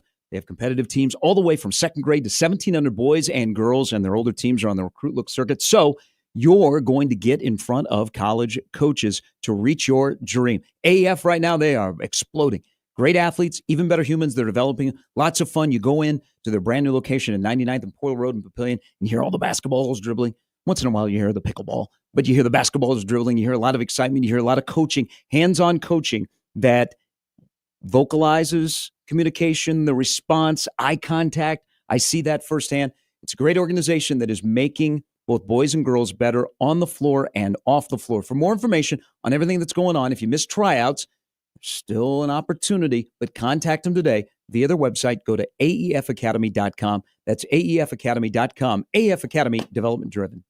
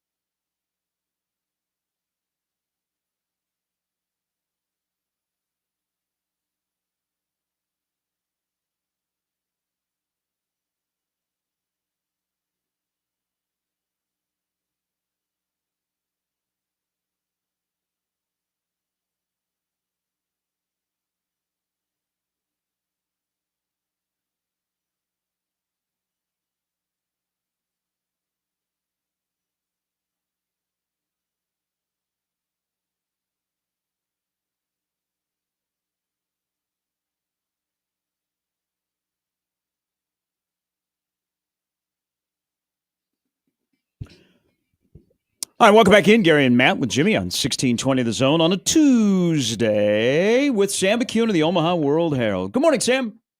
Hey, good morning. How are you guys? Good. How are you? And will you be joining us on the road to the tournament with the Omaha Mavericks? Somewhat. Well, Tom Patel will be there. We may have more than one person. Well, it kind of depends on where they're going to go. Wichita looks good. That looks like a place. They've done a lot with their downtown. It was close. Okay. Yeah. Hey, Geographically, Sam, Wichita would be Sam, nice. Take off the But, World you know, Herald the- business hat and put on, hey, what would be cool for Omaha hat? Yeah. Well, I think there's a, you know, they feel like they're going to move up to a 15, which is possible, and you know, then you're looking at being a 2 up against Iowa State again. They're familiar with Iowa State, or maybe playing Michigan State, which would be a fun little story with Frankie Fiddler up there. So, you know, I mean, they could do a bunch of different things in terms of 15 or 16, but they've earned their way. They've earned their way out of the first 4, and that's encouraging. I don't think you'll see them in that, and what a ride for them, and they've done an incredible job. Hey, so let's just talk about Nebraska men's basketball. I want to get your opinion on this. They end the season absolutely terribly and lose to Iowa. They don't make the Big Ten Conference tournament. Now they're going to play in a postseason tournament. They're going to play in the Crown. I'm curious as to your thoughts on this. Let's say they do well in the Crown. Let's say they win a couple games of the Crown. They go on a run. Maybe they make it to the championship. Like, is this one of those situations because you know they're going to have a brand new team next year? It just does not matter what they do. And this is one of those situations where Nebraska basketball is playing, but no one really cares. Yep. Okay. Pretty much. I think it'd be a great opportunity for Bryce to have a capstone to his career. So if you had an opportunity to go out there and he went on a run and won 3 or 4 in a row, and you were able to say, you know what, this guy, you know, he finished the right way. I think that would be great for him. And Juwan Gary, you know, I think so much of people's good feelings about this season probably boil down to those 2 guys. You know, and they did a lot for the team. But in terms of the big picture, anybody who listened to Fred Hoiberg last night on the radio, you can just tell the disappointment. I mean, this is a guy that very much cares. Whether it comes out in the inflection in the voice or not, I don't know. But like he, you know, he's sitting there saying, "I promise you, Husker Nation, he means it," and it's very disappointing. It's very frustrating. There's a number of things that they know they have to fix, and I think their intention is to get right on that after I guess they play in the Crown. We're still not entirely sure. I don't know. I think they have to. Yeah, I don't know. Maybe I'm wrong about that. Yeah, they can't opt out of that. I don't think I would. I don't think I would want to, but I don't think they have much of a choice. I think they have to do it. It could be a good tournament. I mean, it's going to be good teams in it. NCAA tournament caliber teams. So it won't be easy by any stretch of the imagination. So you know, we'll see how they do out there. I would be surprised if they won it based on the teams that I think are going to be there, but you never know.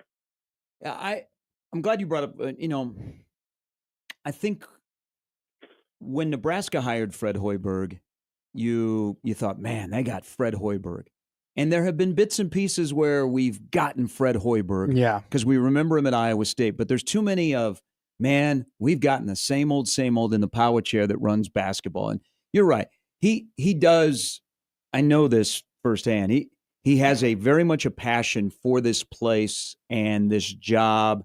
And the whole season has really bugged him. I don't think he has had the same mentality since the loss in Iowa City, because that really shook this team that they've never recovered from. And then it exposed some things that were there that you just hope that winning could overcome.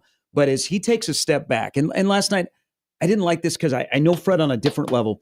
I didn't like him almost like pleading for his job. I wanted him to stand up and go, I'm Fred Hoiberg. Trust me. But that's tough to do off a season like this, even though last year was such a magical run and you had one of the most likable guys in the history of Nebraska athletics in Keisei Tominaga. But if he steps back now with his staff, what's the number one lesson you think they've learned from this season that ends without them being in Indianapolis? I think my answer is going to be different than his answer would be. And so here's what I think. I think that once again, it has reiterated that a Fred Hoiberg basketball team has to have shooters. He is an offensive coach. He has a great offensive mind. We saw it against Ohio State when they kind of threw caution to the wind and said, you know what, tonight we're not going to worry as much about defense. We're going to play the guys we want to play, and we're going to do what we do. And you saw it. And that's the team I think they need to be. And that means you got to go get guys who can make baskets. And Rick Nass will help coming back, but you got to go get guys that can fill it up. And I think the first 3 years here negatively affected, and maybe rightfully so, the perspective of how they were going to win. And so they kind of shifted. In that fourth year, they're like, all right, we're going to go gritty. We're going to get Juwan Gary and Bandamel. And it worked to some degree. But it wasn't until those guys got hurt that they finally started to play the way that, Casey finally started to play. And then the following year, a lot of it was about the offense. Let's just be honest. I mean, their defense was fine. I think they gave up like 72 points a game or something. Their defense was okay, but they made shots. And same thing. Like, they've got to get guys who make shots. That will make him a better coach. And now his takeaway, I think, is going to be different. And he said it last night. Well, we got to do better in these one possession games and X, Y, and Z. And that's all fine. I think that's fine. But the reality is, if you make more shots, you beat USC and Rutgers. And today you're in the tournament. And those two games, those were the two that I think really, really frustrated Nebraska. There's a bunch of different things that you can point to. You can't lose to Rutgers, USC, and Minnesota at home. You win those games, you move on. And the reality is, they lost those games because they didn't make shots. They just didn't make enough plays in those games to win. So I think that's the thing that I'm going to be watching. But Hoiberg will probably take something different away from it, if I'm honest.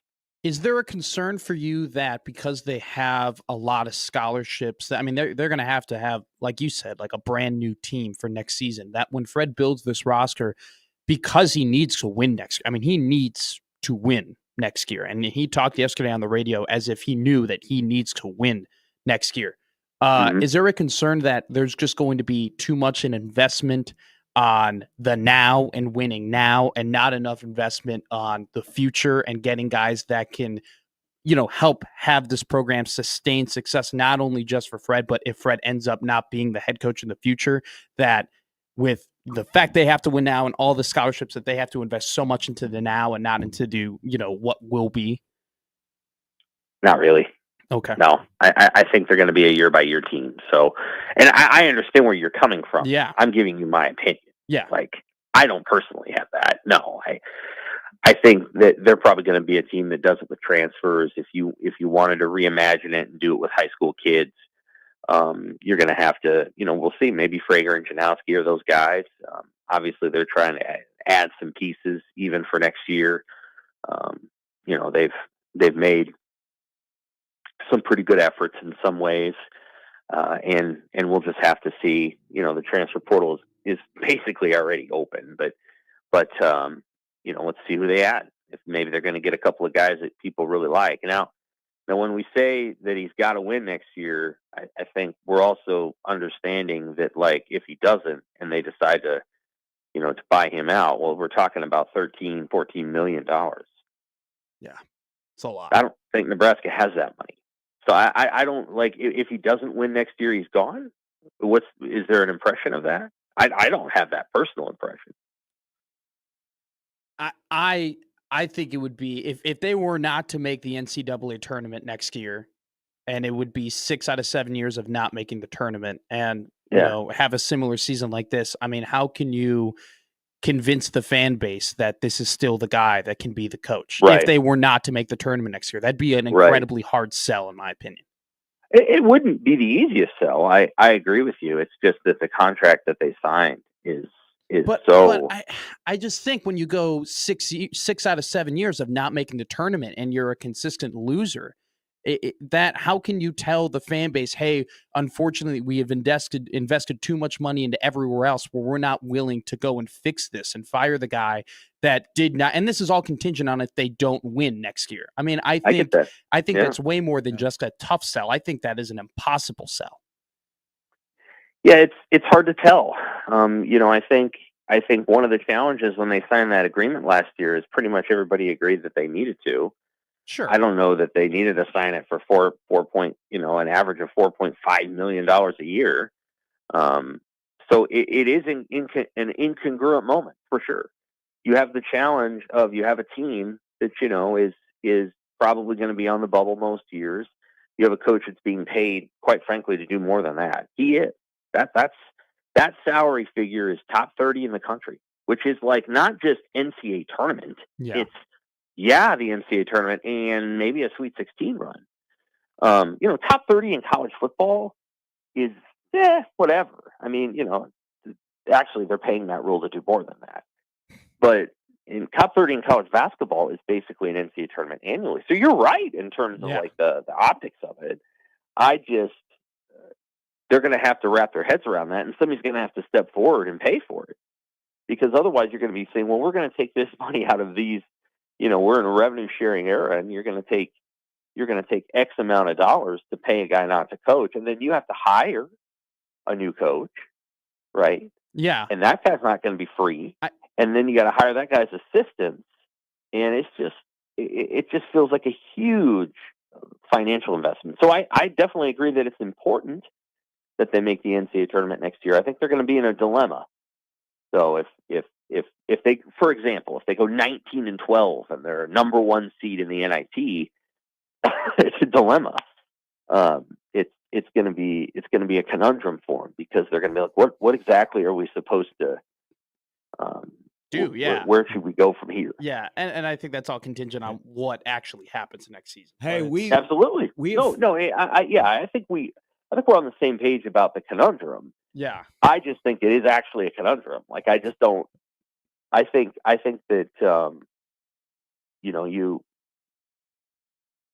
one would have to see it through, and then here's the other thing I will say: if the one thing that's true of Fred is that he has at least enough connections around the sport where he can get them in the mix with some good transfers, or he can evaluate. They've done pretty well in the portal. Not perfect. No.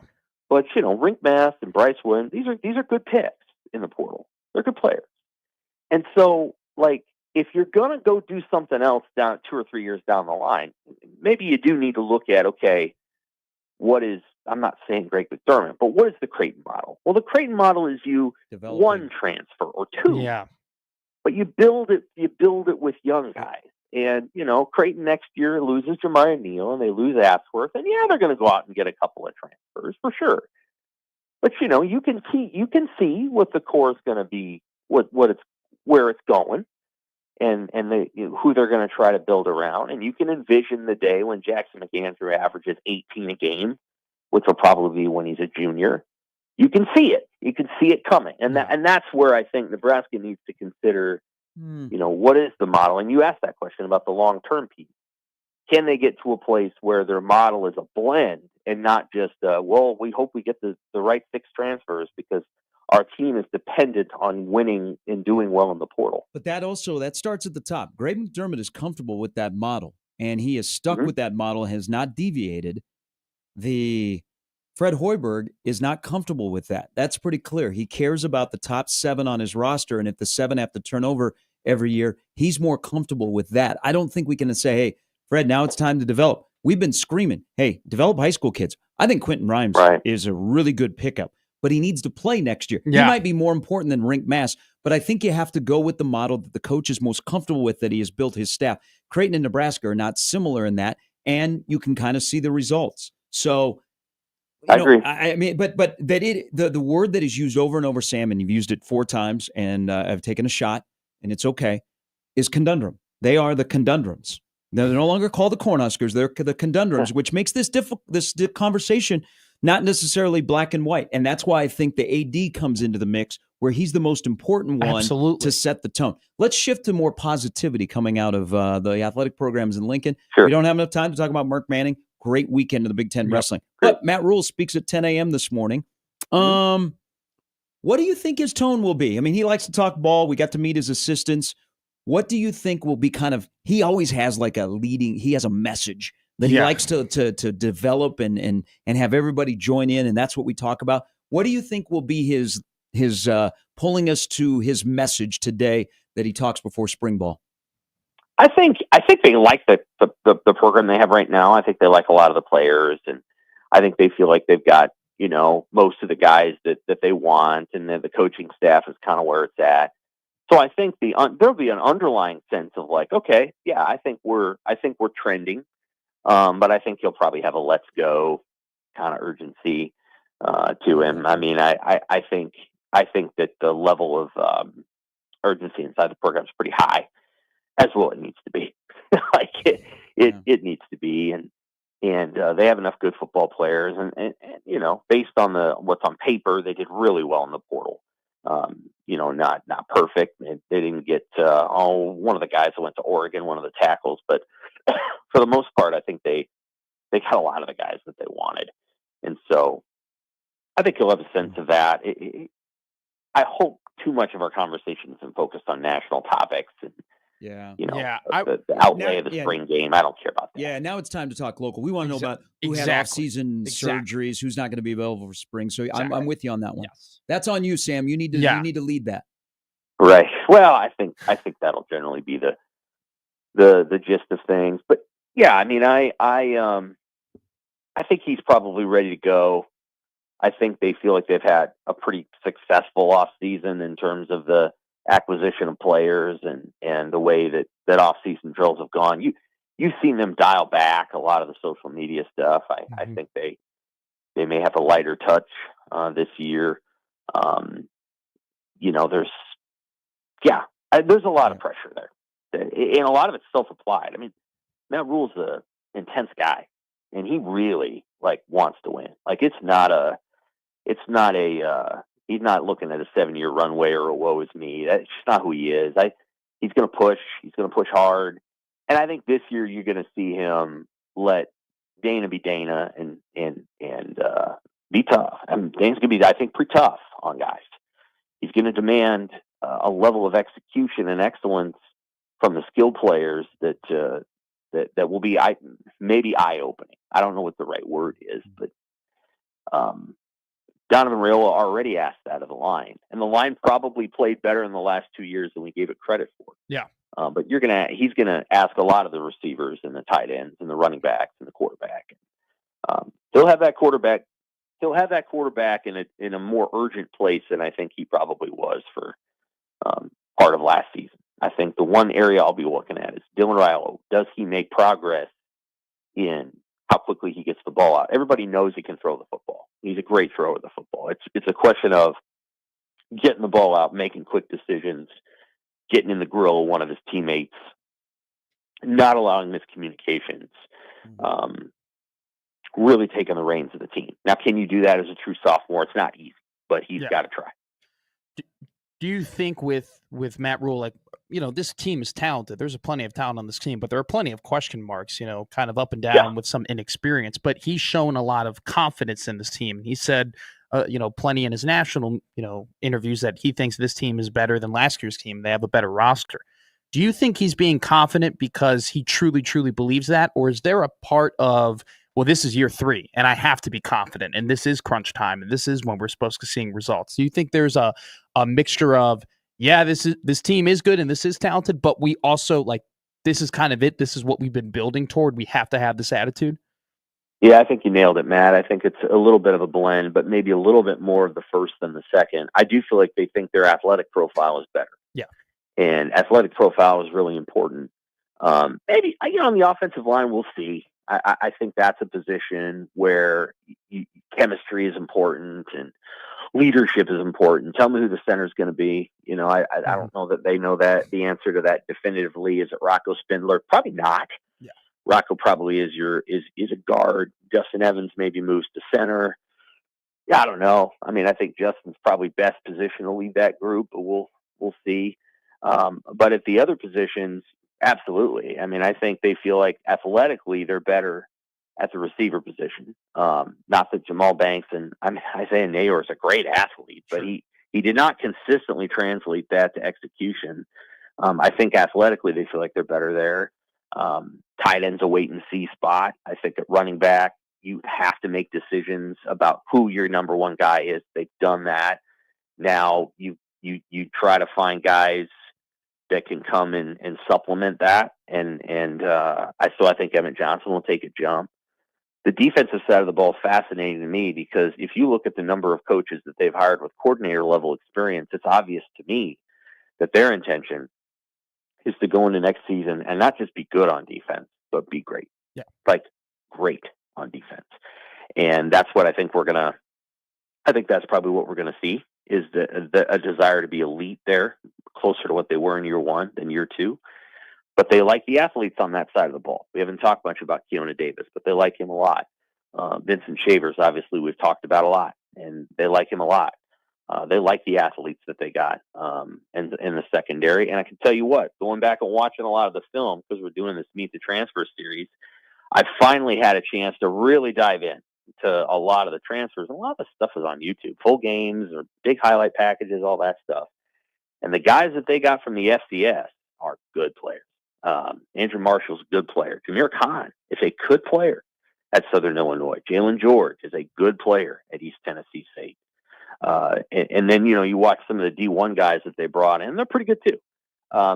They've got to make sure those guys get dialed in right away to what they need to get done. Like Deshaun McCullough's got to go.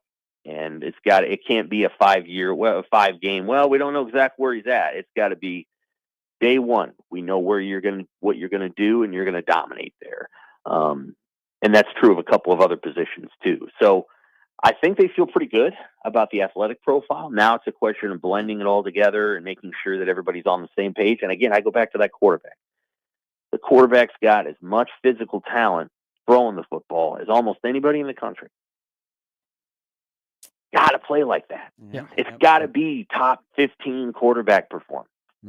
Sam, And I don't know that people are ready to do that and say, well, because, that's what it's got to be. Because when you're a freshman, everybody's like, well, just be as good as you can be because you're a freshman. And that's why a lot of these elite guys redshirt as freshmen.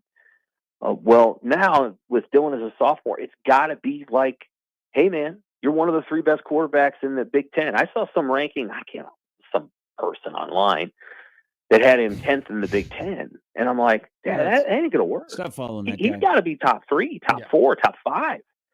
You've got to be able to say, we can see that guy in the NFL in 2 years. That's the jump he's got to take. Yeah, And if he is I in feel top like a lot of people just aren't quite there yet. if he is in top 5 the next 2 years, what are we doing here? Yeah. We're doing it wrong. Well, I think he's got to be in the top 5 now. This season. I mean, it's not the Big Ten isn't. I don't know. It's not the Big 12 in 2008. You can do it, and you're going to hear day after day on BTN about Dante Moore at Oregon, and he's just as talented as Dylan. Obviously, he was a 5-star, played at UCLA, and then he transferred. Well, he's the new guy out there, for the $11 million man or whatever, for Dan Lanning. You're going to hear about Dante Moore all the time. Well, Dylan's got to be that guy. He's got to be top shelf, and he's got to want that for himself, and the coach has got to push him to do that. When you get 5 stars, you got to push him to be 5 stars. And so his development, I think, is really crucial because if he maximizes, this team's going to be really good, and that's what they need from him. They need him to be as good as he can possibly be. Sam, thank you. Good stuff. I Thanks, Sam. appreciate it. We'll look forward to seeing you here in a little bit. All right, bye. Long-winded. Good stuff there, though. Good stuff. It's good detail. All right. All about the details. The conundrum Continues. basketball team will shift to football today. Matt Rule, 10 o'clock. Should be fun. Should be good. Winning is fun. That's what's fun. Well, we need some around here. We need some wins. We're back after this.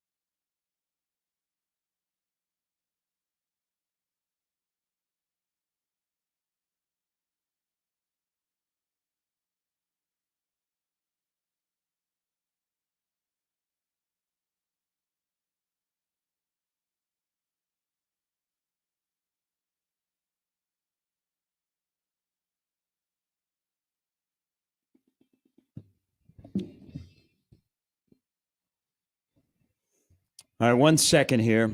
I know this is a little bit outside. I just have to look at this text. Yeah. Take your time. It's a big one. It's not mine. Okay.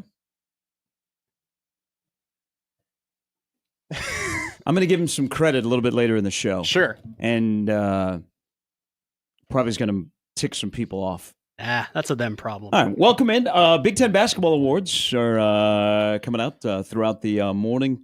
Bryce Williams should be at least second team. Probably will not be first team, which will be very, very sad. If he's not second team, then what the hell are we doing? No, he'll be at least second team. Like, I think he was probably in the mix to be first team, but He- not in Indianapolis. That's a tough call. in my opinion, so I have him on the second team. Mm-hmm. I have him as You did your own Yes. Big Ten. Look at you, Joey inspires him. I did my own first team and second team Can Big we- Ten teams. Can Yeah, we, can we just fast forward Player of the Year? Player of the Year, Braden Smith. I think, Okay. he's just been so good. And Braden Smith blurs the lines between being a great player, but also being incredibly valuable. Sometimes you get one or the other. This guy's super valuable to the team, but he doesn't have the numbers. This guy has the numbers, but, is he, Mhm. there's so many other parts that move to make that team great. He mixes both. I have him as Player of the Year. Obviously, he's on my All Big Ten first team. Then I have Vlad Golden. I love this. Why? Why do you like this? Because you're going to bury me if I get things incorrect? No, you are doing your own All Big Ten team. I am. Yes. So yes. I have Braden Smith, I have Vlad Golden, and I'll go in order, by the way. Let me go in order of like 1 through 5 of where they would rank, okay? Braden Smith, John Tonje, Derek Queen, Vlad Golden, Nick Martinelli is my first team, okay? Martinelli, the final guy, he beats out Bryce Williams, who is the first guy on my All Big Ten second team. Then I have Danny Wolf, Jacoby Gillespie, Trey Kaufman-Renn, and then I put Jace Richardson out of Michigan State in because I like, how can they be the best team in the Big Ten and you don't have a guy on the first team or second team? That's fair. I was so close to putting Bruce Thornton in my All Big Ten second team. He would be in the All Big Ten third team for me. But those are my 5. I think Richardson, that's where you get into the blurred lines of, I think Thornton's a better player than Richardson, but Michigan State has been so damn good, and he's been so damn good that he needs to be there. Same thing with like Kaufman-Renn. Like, I've seen some people who have had Kaufman-Renn in their first team. For me, I put him in the second team because I think he's a guy that benefits so much off of playing in a Matt Painter system and with Braden Smith. I kind of give the edge to individual, because we're talking about individuals, right? Which is why Martinelli, who may not make the first team for most people, made the first team for me. I'm sure people around here in the conversation that always involves the Conundrum Huskers, that John Tonje will be first team All Big Ten and Chucky Hepburn is first team All CC. That'll be a good civil conversation. It definitely will, especially when they both make All-American teams. It's not like anyone will get really, really mad about that. All right, let's talk to Matt. Good morning, Matt. Welcome to Gary and Matt on 1620 The Zone. Hey guys, how are you? Good. Gary, first off, congratulations on the Omaha basketball thing. That was fantastic. Thank you. First 2 chances I had to watch them were those last 2 games. I really wish they didn't have it on that Summit TV app and had it on ESPN Plus, no matter how bad ESPN Plus is, because at least then we could watch them. Yep. But that was great. I heard your calls on Twitter. You're on this Kevin Kugler path to superstardom. I can feel it already. Whoa. well, thank you. That's, what a compliment. That is a hell of a compliment. They're fun. They're a fun team to watch, and I hope they do well.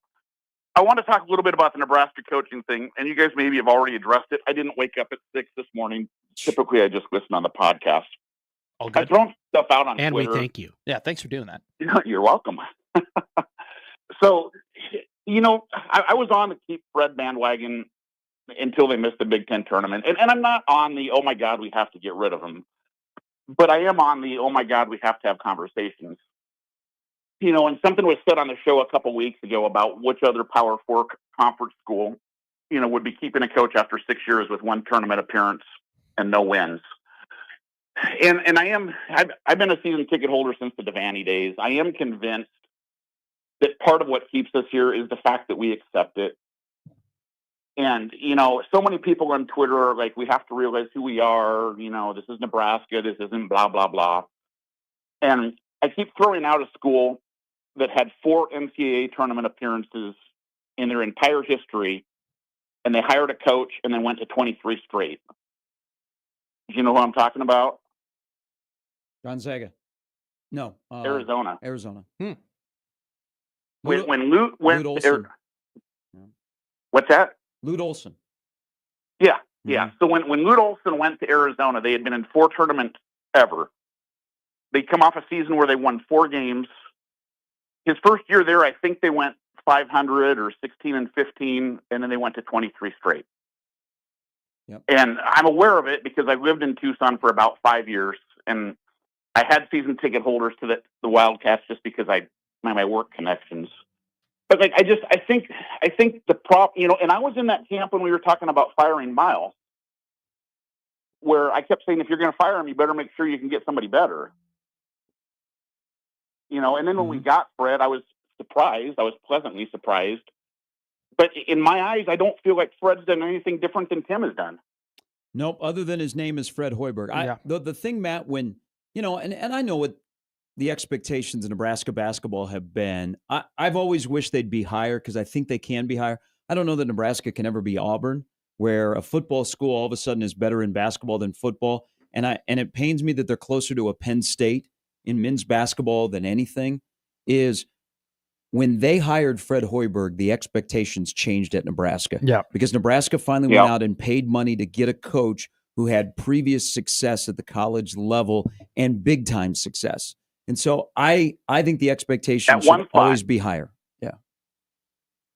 At Iowa State. And like, I don't think he's a bad coach, but there's a lot this year that you do have to put on him. A ton. The way the roster was constructed, that has to be on him.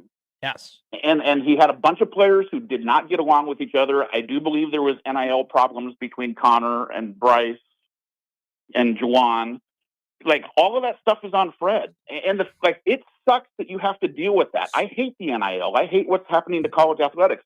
But the fact of the matter is, you do have to deal with it. So, Matt, the question is, with all of that said, and we still go back and look at last year, because this time last year, getting ready to go to Minneapolis, we're like, oh boy, this could really happen. Do you believe this year, with the coach didn't fail the team, the GM failed the coach, and they're actually the same person, that it's a blip, that it'll get turned around, or does it need to be turned around by somebody who can remake the roster single-handedly with just their name and their connections, and they are brand new? Yeah, I don't know, Gary. My preference. And Matt, I wasn't putting you on the spot, but I think it's the word that is super popular right now about Nebraska basketball, because we all care. It's a conundrum. Yeah. Fred's a tough guy to fire. Fred could be an easy guy to fire. It's just, he wants to be here. So did Tim. Yes, and they both want to be here, and I appreciate that. That's at this place, that does go a long way. Okay, because it's not the easiest place to want to be at when you're looking around the country. But if I can feel as a fan, and I'm not getting my full return on investment, but at least the head coach looks like he's still engaged and wants to be here, I can go, okay, there's that part that makes me feel a little bit more comfortable. Here's my concern. My concern is, what we have going forward a little bit. And I know that can change. I keep asking myself, when was the last time we redshirted a freshman who was supposed to be pretty good that he stayed, right? So when was the last time that happened? I told my wife, so we're season ticket holders to both the boys and the girls. And,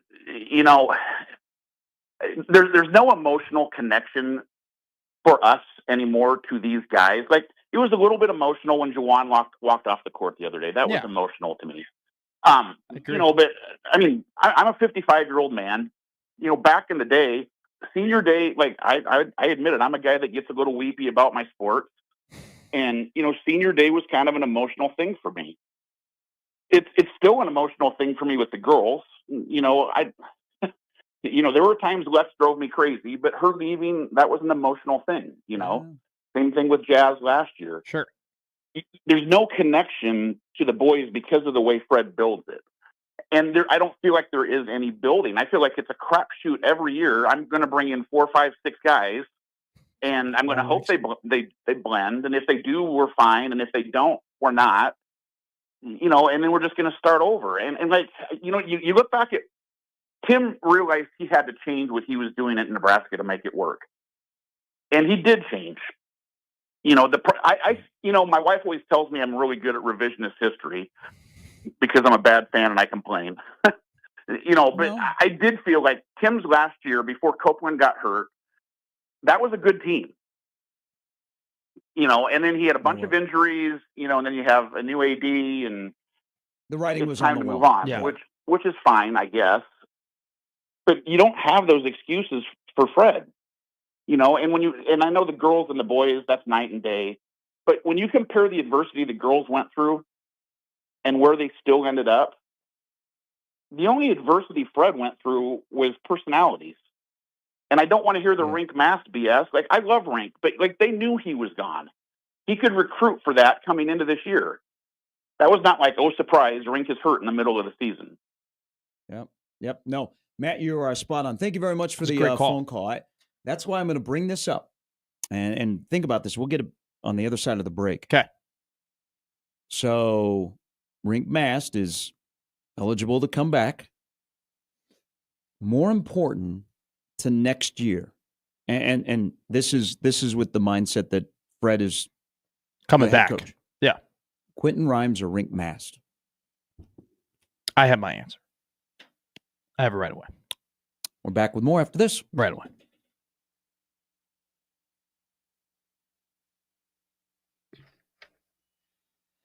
Do you want to win up to 1,000 times your money? Well, you can with Underdog. It is one of the leading sports apps that you can play now in your state.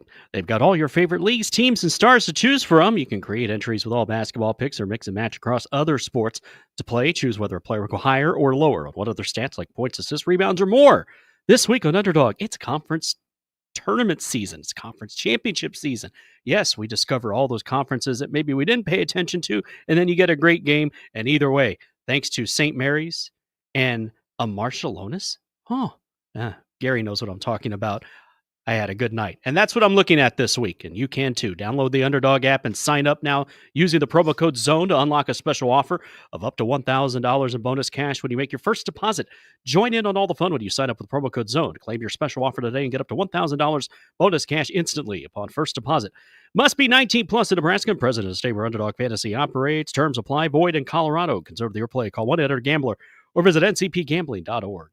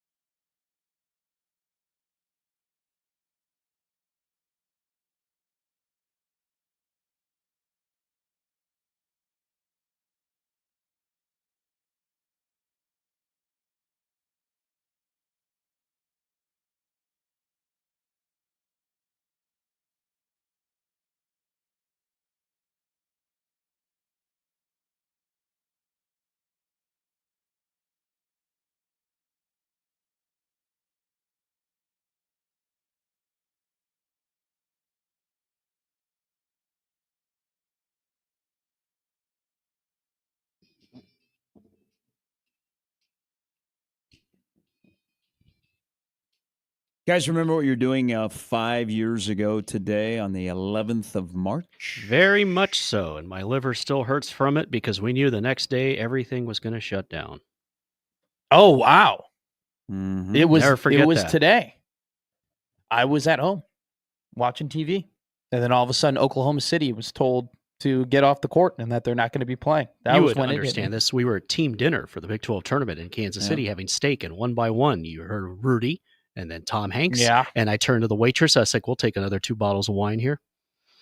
Yeah, that was the night that Noah Vedral and Brant Banks and played for Nebraska, and Fred Hoiberg did not look good sitting on the sidelines. He felt under the Yeah. weather. It also there's the sports world had a prominent place in basically the world shutting down 5 years ago today.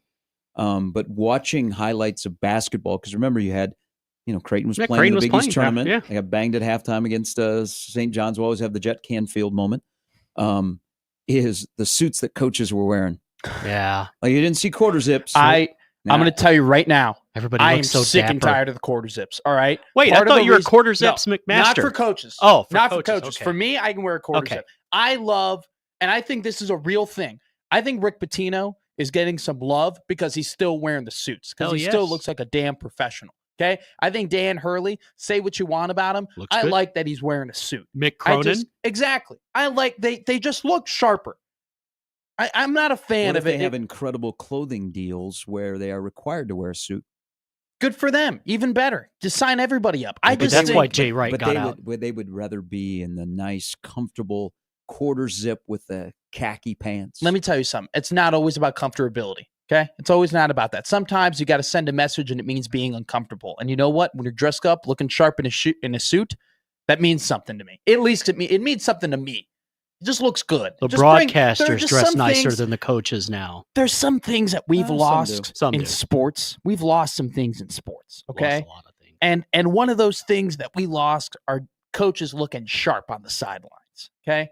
I miss that. Pat Riley I vomits nightly. want my football coach to look a little like disheveled and old and disgusting and like going through it. I want my basketball coach to look like $1 million. I Pat want him to Riley. look like he can go to the French Lick and have a nice steak dinner at any moment. That's what I want. A lot of coaches look great in quarter zips. You see them on the golf course; they look great out there. It They looks look like great they're on at a the sideline. country club. Depends on the team. The St. Thomas quarter zips the other night, You know. and just a little baggy, but like the Omaha ones, those are slick. But that's probably an We've Adidas thing. lost- We got some good gear. Our my favorite one is the Peter Millar Adidas Omaha one we wore on Saturday Yeah, Peter Millar. because I dress as the coaching staff. As you should. You look like, yeah, we don't need Gary tonight calling plays. Hey, Gary, you want to go and call? You want to go and call the game for us? You want Gary, to go we're and wearing announce? gray tonight. Hey. Got it. At the end of the day, Fred could be shirtless. I just want him to coach well and win. He's Okay. aged well. He could pull it off. Okay, you could be wearing your old 32 jersey from Iowa State and coaching Nebraska for all I give a damn. You can be wearing Okay. an Iowa Hawkeye quarter zip, and as long as you win, I don't give a damn what you look like. That would be because he lost a bet. One quick nugget here. You probably did. This is now 2 days. I thought I would avoid the conversation, the I- exhausting conversation. I've lured you in. Yeah, but I just I've- want to remind people 5 days from now is Selection Sunday in Omaha, and Creighton will be announced, and especially Omaha, which will be going to the tournament for the first time. Just want to keep pointing that out. But the conversation around Nebraska men's basketball, which can be exhausting, but it still matters, and that's why there comes a point that the fan return on investment needs to be matched, and the expectations need to be higher. Yes. When they hired Fred Hoiberg, and he knew this when he got the gig, the expectations went up. It's no longer a defunct program. And the whole NIL discussion, because I'm trying to follow along on a Twitter conversation that I haven't had time to jump into, but it's a good conversation back and forth. The money allocated to basketball is, of course, nowhere near football. And Nebraska can't be Auburn. They never can be Auburn. Yeah. They have to be Nebraska, where football is the king and basketball has its place, but that should be a much better place than it is now consistently. You know, Auburn wants to be really, really good in football, and that's their sport. They have the right guy, and they're one of the best in the country. That's the whole Penn State, Oklahoma, Nebraska Sure. conversation for football schools when it pertains to their men's basketball compared to Auburn, which is a football school in a football state that basketball has become the top one. But the NIL conversation, and this would be, I think Fred would like to talk about this, but he won't.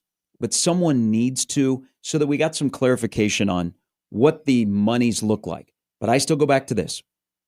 If you win and you believe in something, the monies will come. Look at this. Nebraska football. They continue this path. They win this year. You don't think there'll be money? People will find money. Oh, my God. People, They will give it to them. people are sitting on money. People want to have a reason to give you money. This is the snowball effect. All right. We've talked about this, not necessarily at length, right?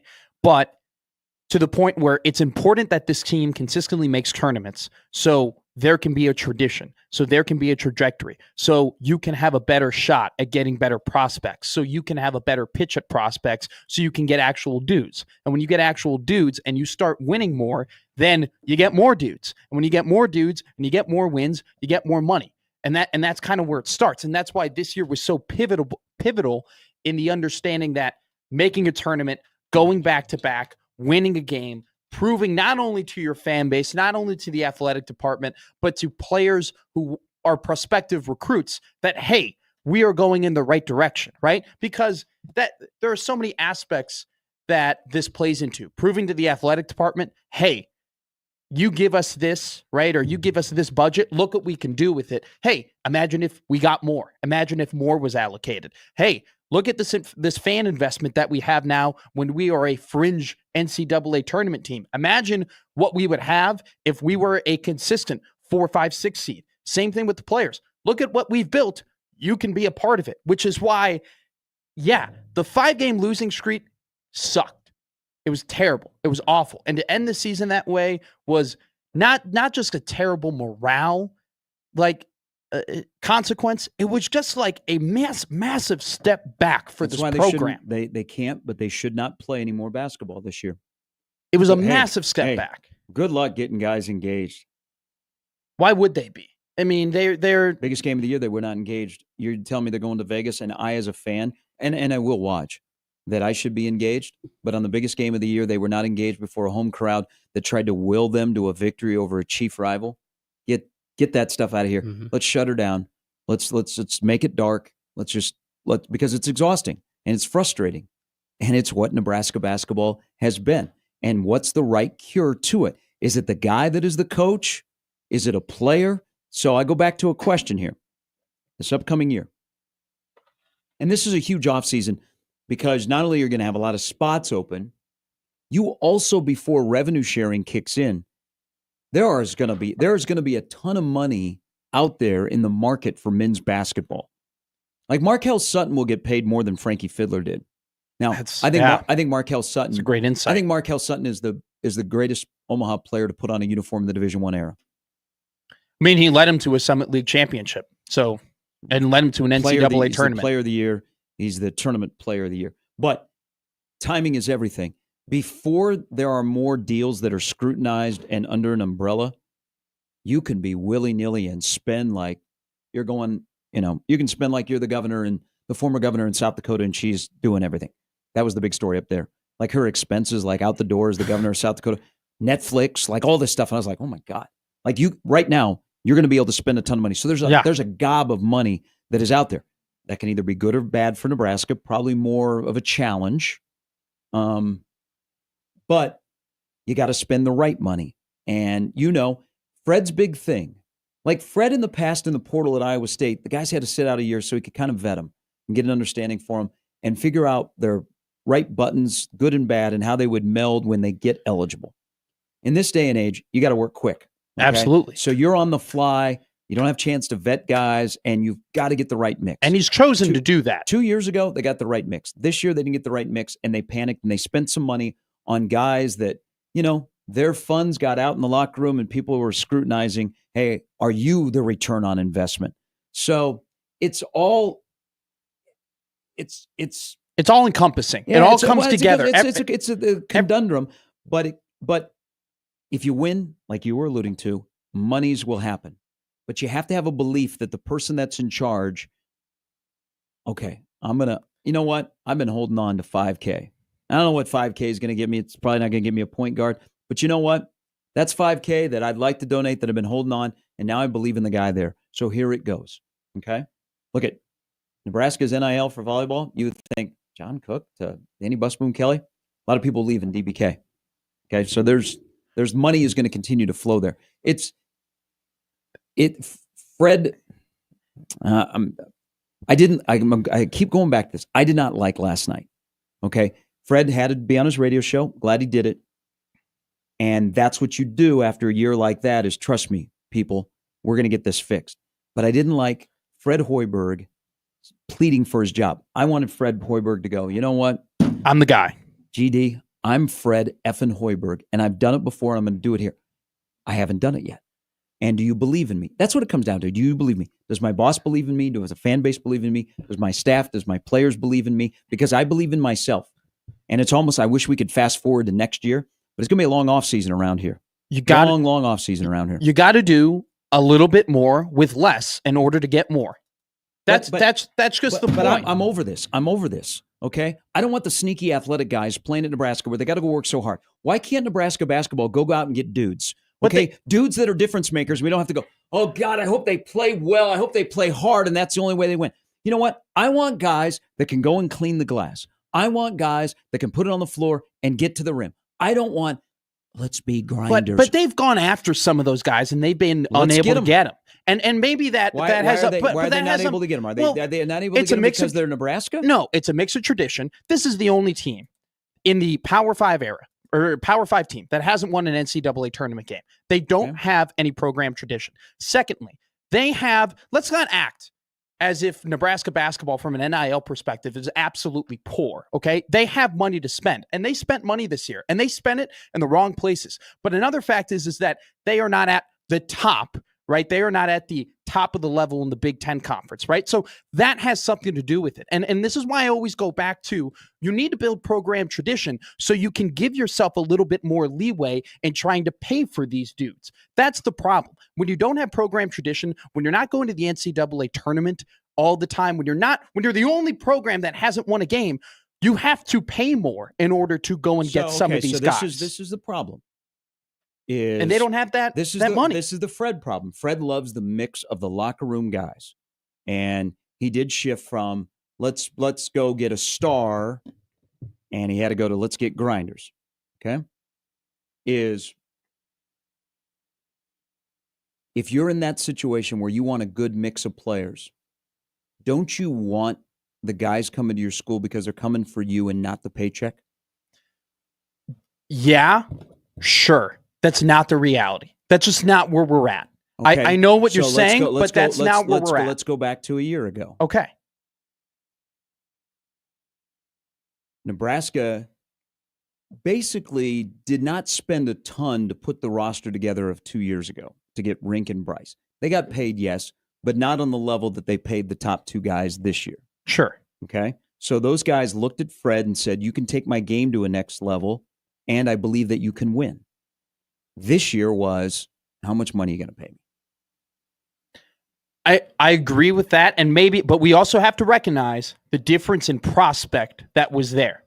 He was going out, and when you referred to Rink and Bryce, he was going out and getting those two guys from mid-major conferences who produced at a high level. The other guys that he went and spent a lot of money on this offseason weren't those type of guys. They were already garnished prospects coming from Power 5 levels, and where maybe there's a shift.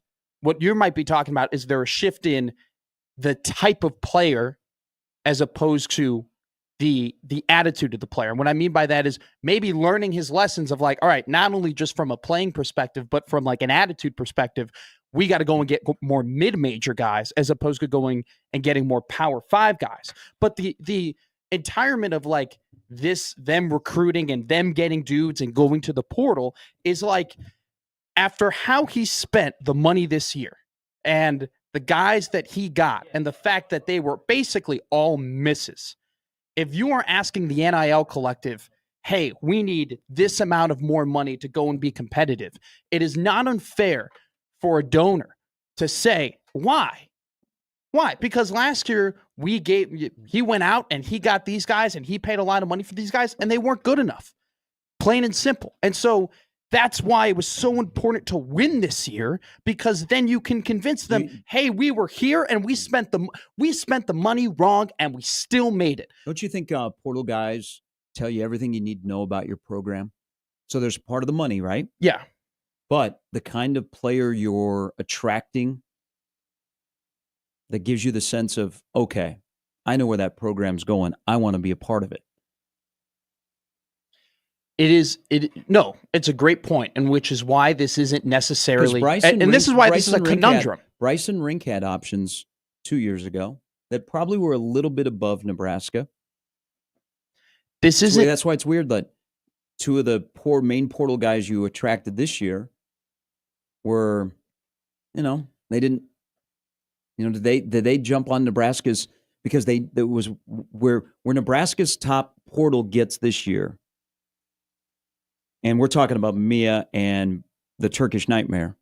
Were they doing it for the paycheck, or were they doing it because they were telling you this is where Nebraska basketball is going and I can see it? And I think so that 2 years ago, sure. 2 years ago, Rink Mass and Bryce Williams looked at Nebraska basketball and said, okay, wasn't a tournament team, but I can see, and I got sold the vision of where we're going. Sure. I'm coming there because I got a couple of years and I can see it. This year was, okay, I'm the portal guy that's coming for the paycheck, and I don't care. You guys have football, or you guys just play men's basketball?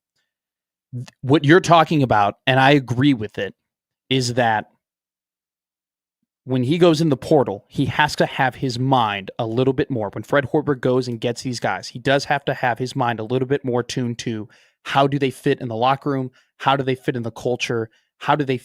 Is it more than just, hey, I'm getting a paycheck to play basketball? Is it on top of that, do I want Nebraska to win? Do I want to be the guy on the team that wins the first ever NCAA tournament for this program? He needs to weigh that a little bit more. Is it more about how much cha-ching is coming in my pocket? Or is it more about, hey, being remembered for being a part of that squad that did what no one before them was able to do? And I think that's a really good point. At the same time, we call this a conundrum because it's not just one problem. It's not just one aspect that's going on. It's not necessarily, oh, Fred is a bad coach and Fred is a bad evaluator and Fred doesn't know how to develop talent, because Fred has done it before. Fred, let me just insert this and Go ahead. I'll let you continue, because I think this will add to your discussion. Adam brings this up and I'm in full agreement. Fred needs a TJ Otzelberger. Like a recruiter? On the staff at Iowa State. He needs it. But TJ's not just a recruiter. TJ's a great coach. TJ has a great eye and a great sell. What we are talking about is we're talking about price, money. Nebraska needs a recruiter. Nebraska needs a pitch that, like you said, doesn't make it all about money. That it isn't the only factor that you're going to go, that is going to get a prospect to come here. They have to actually build something that makes a guy want to go, you know what? I know that this school wants to give me $900,000, but Nebraska is giving me $800,000, and I'll take that gap to go and play at Nebraska because I know that in the future, that's going to lead to me making more money. That's what they need. And they haven't, Fred has failed to build that tradition this year in order to give himself the opportunity to do that, which is why we keep having these convos around money. But if he were able to make the tournament this year, there would be more money because more people could buy into what he's doing. Should we be having a conversation about coaching? I think, this is and you know my opinion on this. When you're saying in January, we need to be more locked in and we need to be, more of a defensive identity. And then it's March and you're saying the same thing. That's why I set this up. That's a failure. Conundrum. If this was all about coaching and Fred was a bad coach, X's and O's, and they were just abysmal, then this is an easier conversation. Absolutely. Yeah. All right. Absolutely. Rhymes or mast? Rhymes. All right. Take a quick break. We'll come back. Rich, Nebraska Mo Mike, stay right there.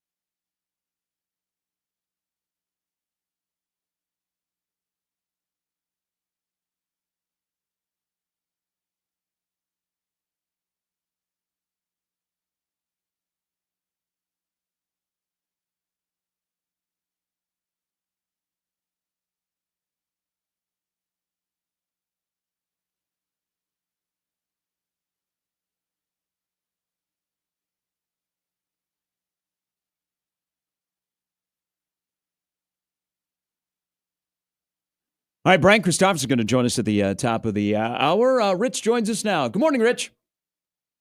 Gentlemen, Wow. are we in the kitchen? Wow. Are we in the kitchen at 1620? Holy cow. How long has Are it been? we in the kitchen? Because I'm telling you right now, we are cooking with peanut oil, baby. Gary, I am so happy for you. You don't realize how some of us remember the days. And I'm telling you right now, you are in your glory, and you deserve every bit of it. All the former UNO players, even Darren Hansen, all these guys, they all deserve this. And on Sunday, when we see that name come up on the screen, I'll tell you right now, it's going to be absolutely beautiful. Even though a lot of us bleed blue, guess what? It's a black state as well. And it isn't about what you did early in the year. It's about what you did at the end of the year. Hell yeah. Last I checked, you guys are all invited to the prom, and you're a participant at the dance for the prom queen. Go UNO, go Creighton, and that's all I could say. Talk to you guys on Monday, and enjoy the dance. Hell yeah. Hell yeah. Thank you, Rich. Hell I feel a yeah. lot better about life now. Hell yeah. So I'm going to say Banana bread at work? Hell yeah. that is the first time in probably 7-8 years that Rich has called in. Rich used to call in all the time. I mean, when I was on Sports Day Mid-America, Sports Nightly, Gary Java's show, Rich was a familiar voice. Rich used to, when I first started here at the Zone, Rich used to call all the time. Okay, huge Creighton fan. And actually then met him in person, and the voice does not match the body, but great guy, super passionate. Yeah. That I think that is probably the first time in about 7-8 years that he's called in. He needs to call back more. Rich, Oh, he said he'll call back Monday. Rich will easily be ranked in our caller, our communicator seating, which, by the way, would you like some updates on currently? Bigelow has a big one today. Oh. I'm trying to do my part. By the way, Jacob Bigelow is in a battle right now in Michael Severe's radio guest tournament bracket. He's going up against 1 seed Mitch Sherman. He's going to need all the help that he can get. All right, so go to Twitter, go to Michael Severe, go and vote for Jacob Bigelow. I don't know if you heard this yesterday, but we're claiming Jacob. If Jacob wins, he's our champion. Okay. So we need to go there. We need the cavalry. Go and vote for Shape's Jacob. alive too. We can claim all the him. respect in the world to Mitch Sherman, who is a very, very accomplished writer, very but he's not love ours. reading his stuff on the Athletic. But Biggs is our guy. Yeah. All right. We're a Biggs radio show. Biggs you dance even with agreed. who brung you. Biggs even agreed that when he goes up and accepts the trophy at the Michael Severe Big Ten, the guest radio show, that he will be wearing a Gary and Matt jersey. Okay, his hat will say G and M on his bust. I don't know where we're getting this, but yeah. So we need Jacob. Him and John Walker got eliminated, I think, or is John Walker still? He hadn't in played yet. We're claiming Walker too. Twitter going down yesterday didn't help that. We got like 2 horses in the Kentucky Derby.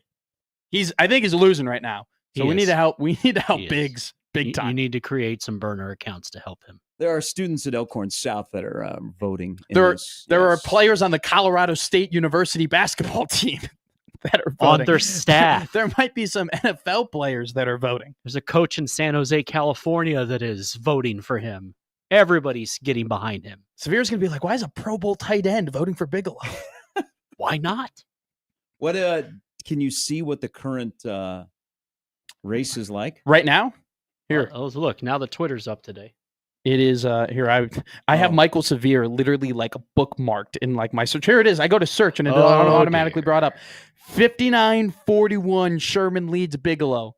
Early voting and 387 votes have been casted. 22 hours remain. All right. This could be the comeback. Hey, he's in there. This could be the comeback for the ages. He was down early, so typically most like polls are getting anywhere between 800 and 1,000 votes. Man, if Jacob can just get this to Game 7, it's going to be tough. They're playing it in Gretna, so it's I mean, you got to steal one. Mitch has got the home field. He's got home field advantage. He's got a big high V. Bigelow needs an 8-0 run to silence the crowd, so they don't get back up in their feet. I was going to say, if Rich calls in more, he'll definitely be on our 1620 communicator bracket. Currently, we have Zach at a 2 seed, Doug at a 1 seed, Nebraska Ball Mike at a 1 seed, Andrew at a 1 seed, Eric at a 3 seed, Terry at a 3 seed, and Matt, who just called in earlier to the show, he's at a 3 seed. I There you won't go. remember any of this. That's why we have him. That's why I have it. We'll make it at I some thought point. yesterday was Wednesday, so that tells you. All right, we will have a definite number one seed when we come back on the phones. Oh, yeah. Brian Christopherson coming up after 9 on 1620 The Zone.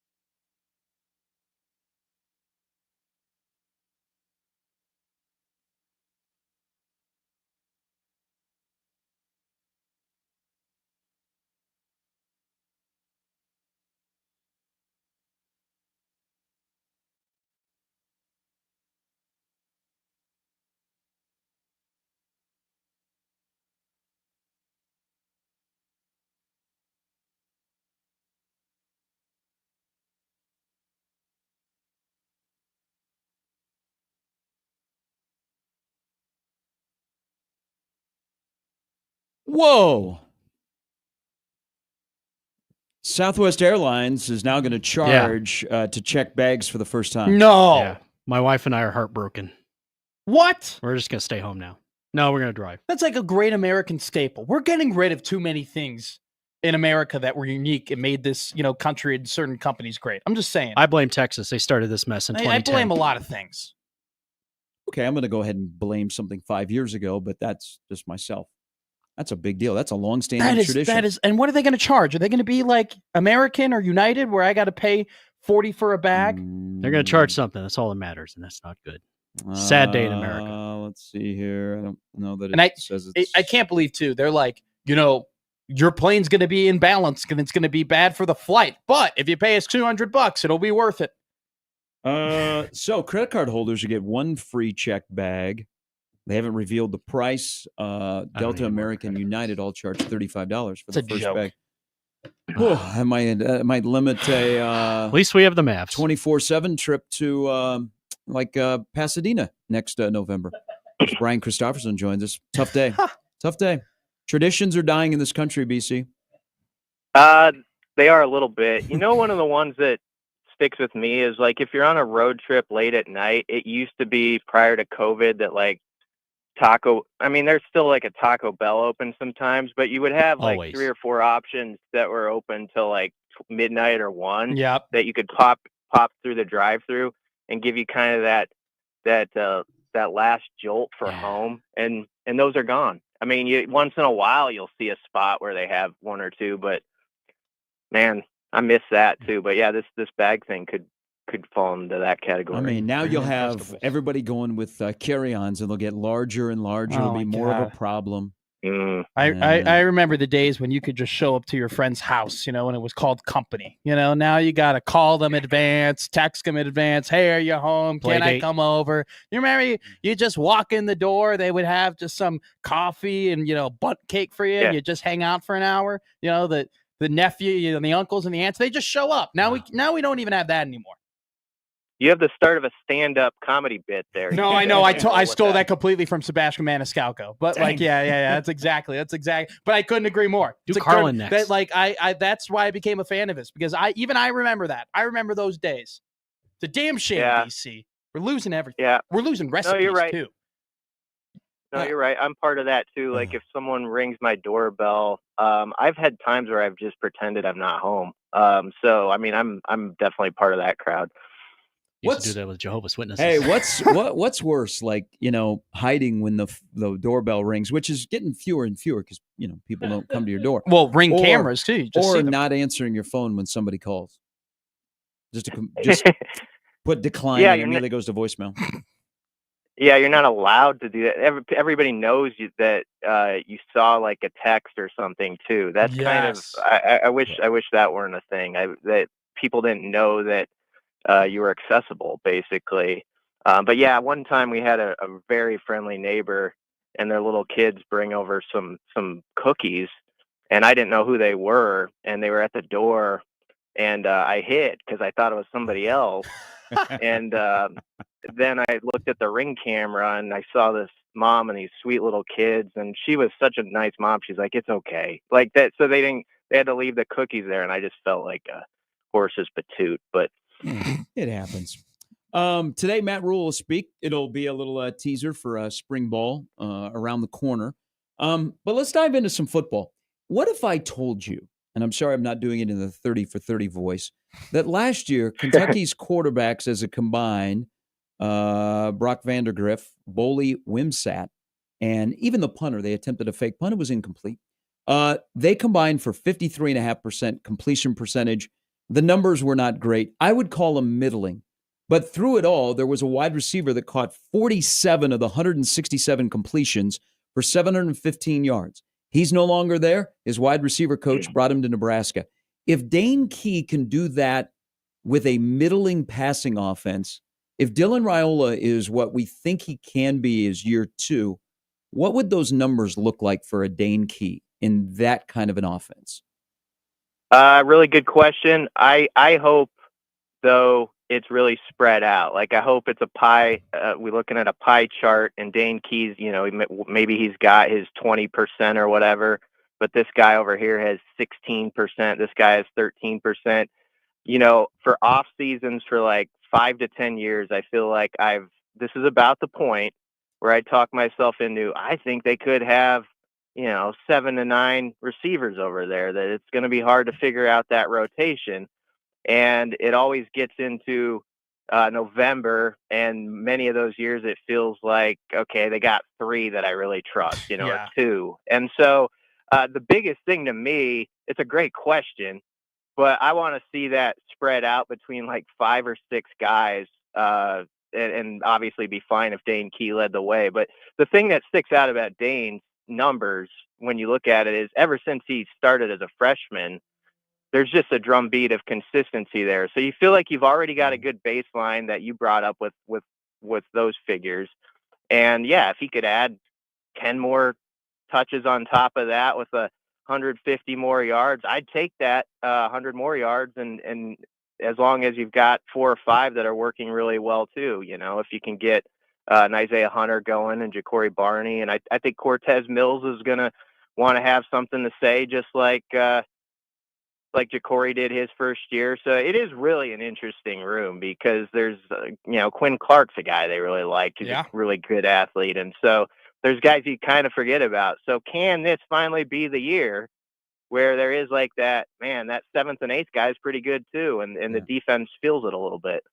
I want to expand a little bit more on that, Brian, because you bring up something interesting with the 5, 6 different wide receivers, getting everybody involved. I think that it's a really good thing, and I know this is the NFL, to be the Green Bay Packers, to have 4 or 5 different wide receivers, and any day it can be their day. They can go off, and I think it makes things tougher on defenses, because there's not one singular guy that you have to game plan for, and you can get a little bit more creative in the run game with the fact that you have to defend against 3, 4, 5 different good wide receivers. But we know that this program, and under Matt Rule, they want guys to go to the NFL. They want to be able to put their stamp on guys and say to recruits, hey, he was a transfer. He was a high school recruit. He came here. Now he's one of the best in the league. Do you think that is something that could be on their mind, where it's like, yeah, we would like to have 5, 6 different dudes and be multiple and be able to spread the ball? At the same time, man, if we could have a superstar, if we could have a dude who is just incredible, all Big Ten first team wide receiver, goes to the NFL, that might be even more of a benefit for us when it comes to recruiting. You think that's a thought process that's going through that coaching staff? I don't know. I get the point. I think it's more about just whatever it takes to get to winning. And I think the best formula is you've got to have a variety of guys that are weapons there. And sure, it's fine if one of those guys, if he busts out and Dane Key happens to be that dude who has 900 yards or whatever. That's enough if he tests well and does all the stuff this time of year next year to get him into the pros. And then really that's what it takes. Like, Dane Key has a solid season, leads that group really well, impresses NFL personnel, does well at the combine next year, gets picked, hangs on a couple of years. That can work even if he doesn't go over 1,000 yards this season. But I understand what you're saying, that like it wouldn't be bad to have a guy flash who's like 1A. And it's obvious that the lights shine on him a little bit, and then the next guy steps into it the next year, and you sort of get this thing spinning around like that. But that said, I go back to that point. I've kind of wanted this for a long time. Like, let's get that group where, I mean, ever since the Frost era started, there was this idea like, oh, they could come at you in waves maybe like they did at Central Florida, and it never happened during that era. Now I'd love to see a crew where you do feel like that 5th guy can make a play just like that first guy, and you can trust him on 3rd down and 6 to go make that catch and move the sticks, or high point a ball in the end zone in the red zone. And so I hope they have that sort of depth this year. So my hesitancy last year about saying, hey, I think they're going to win 8, maybe they'll scratch 9, is I wondered how they would deal with success, because I knew there would be moments of success, and they got off to a good start. then they lost to Illinois, and just kind of then all of a sudden people were talking about them, and you weaved your way through the rest of the season. This year, the roster is better since the Pinstripe Bowl. The coaching staff from top to bottom is better. How do I leave that hesitancy that I had last year, that how are they going to deal with success, where this year I won't have that hesitancy and I'll be like, okay, they're built better to deal with success because they're going to get a lot of love, and I think rightfully so in some areas, in the preseason leading up, and they've got a chance to get off to a good start before they have Michigan. Why do you think they're better equipped to handle winning this week? Let's do it next week. Let's do it again. Let's do it again. Let's do it again. I don't know for sure that they are. I don't mind that people have that hesitancy right now. Like, I mean, not within the program. I hope they're starting to build belief. Like, all right, this work that Ryle and those receivers are doing is paying off, and they're gaining trust that's going to pay off when you get to September and October. But as far as the fan base, I understand where they're like, all right, you got to give me that drive in a game where it's tight, like the Illinois game last year, for instance, where you finish that bad boy off, and everybody's like, okay, they did it. They had the 4-minute drive. They had the 2-minute drive. They kind of got that against Boston College to finish it off. But I think people are looking for that moment where they're tied, they're down 3 points, and someone just makes that play that we haven't seen around here in a while. And I really do think that's the type of thing that could be a tipping point in a good way for like the fan base believing like,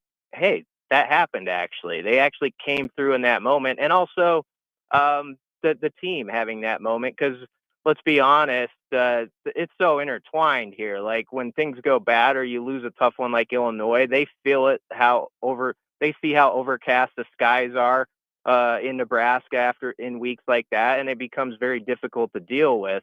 So I do think there's going to be that game within the first 4 or 5 games where they have that chance to break through.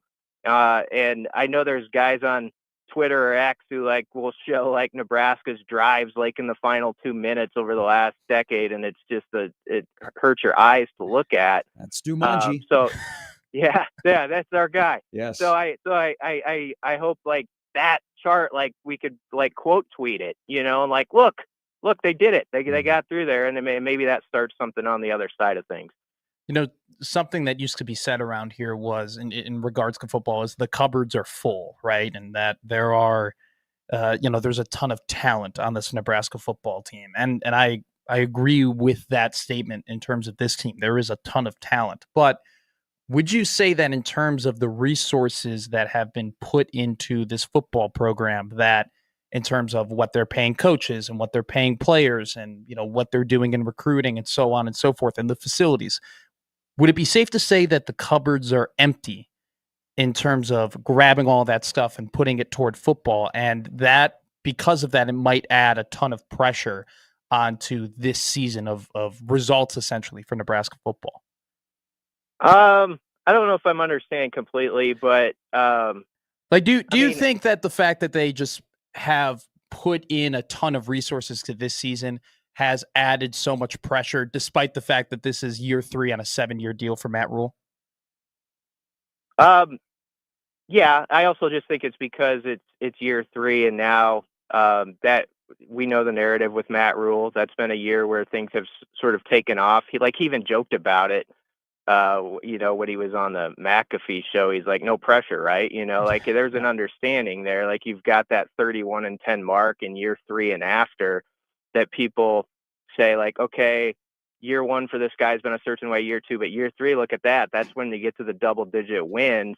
And I think when you combine that with your question, which is a good one about, the resources and them, Rule has been candid about saying, I think we can go toe to toe with, in the NIL and some of this stuff. You saw Nebraska in face-offs with SEC schools for guys and stuff like that. And so, yeah, there's no question that it has been said hey, this program is in a position to win, even if the ground is shaky beneath everyone's feet in college sports right now.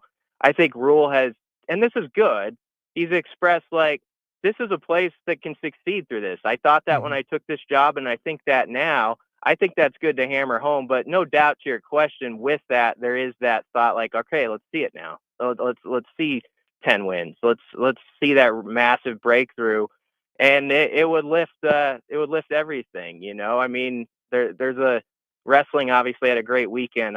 That was awesome what they did, but you know, with basketball and baseball off to a slow start, like football's that kingpin, but it's got to get it going, and then hopefully others follow suit. Let's shift to basketball. Are you ready? Okay. All right, Triple H. Point guard, wing, 5-man. Your number one priority in the offseason would be which of those positions? Probably a point guard. I want to say all of the above and just cheat, but a point guard who can finish around the rim. You know, he doesn't have to be that ultimate scorer, but like games on the line. I mean, Nebraska lost 9 of their 14 in games where it was one possession or less in the final minute of regulation.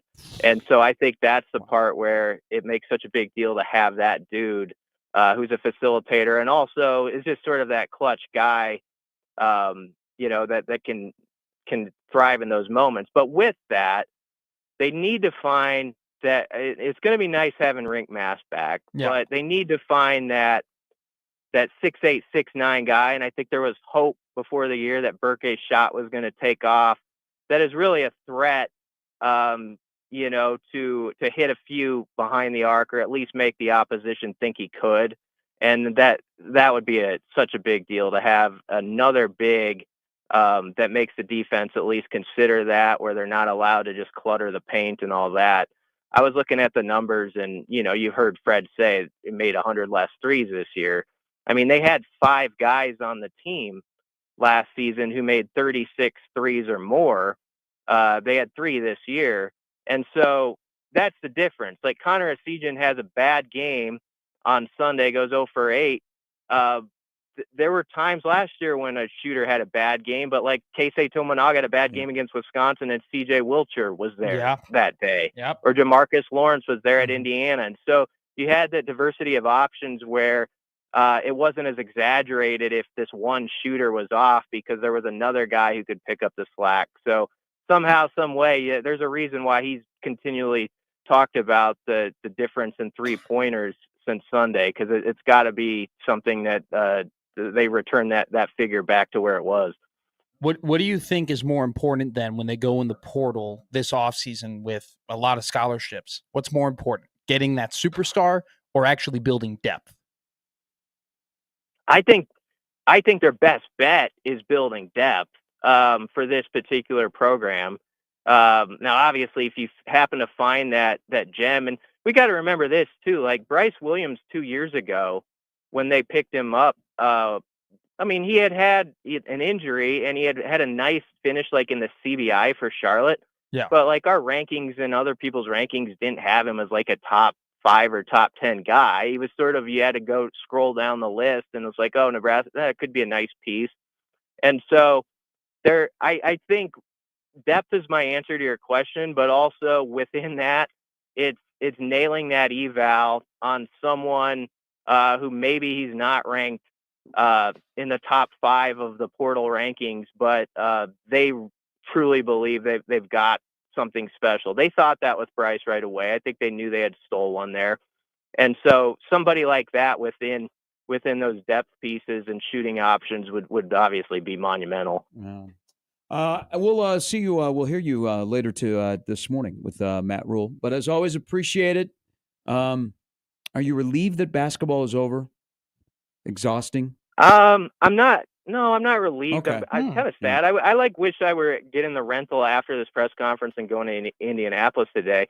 I think what made it so hard was the bubble kept like whispering to Nebraska fans, like, hey, there's still a chance. There's still a chance. They got teased. So the door got slammed in your face like 4 times. You're like trying to go up and see if you're ready for the date, and it's like nope. And so I think that was what made this season so hard. Yeah, and USA Today has Nebraska as one of the next 4 out. So It's not over. Ha! I think it might. I think it might. There might be BC. Yeah, I think it is. Yeah. All right. Have a great week. We'll talk to you next week. All right, thanks, guys. That's Brian Christopherson. We needed That's how bad the bubble is. We needed Apollo Creed in the locker room during halftime for the Iowa-Nebraska game. They did get one after the There game. is It was no the one in tomorrow. Rocky 4. There is no I'm tomorrow. going to tell you, I don't think it would have worked. Yeah. I think they told you everything you need to know about the first half in that game. There were 3 guys that showed up and said, "I'm here to work." What's the matter with you, Raleigh?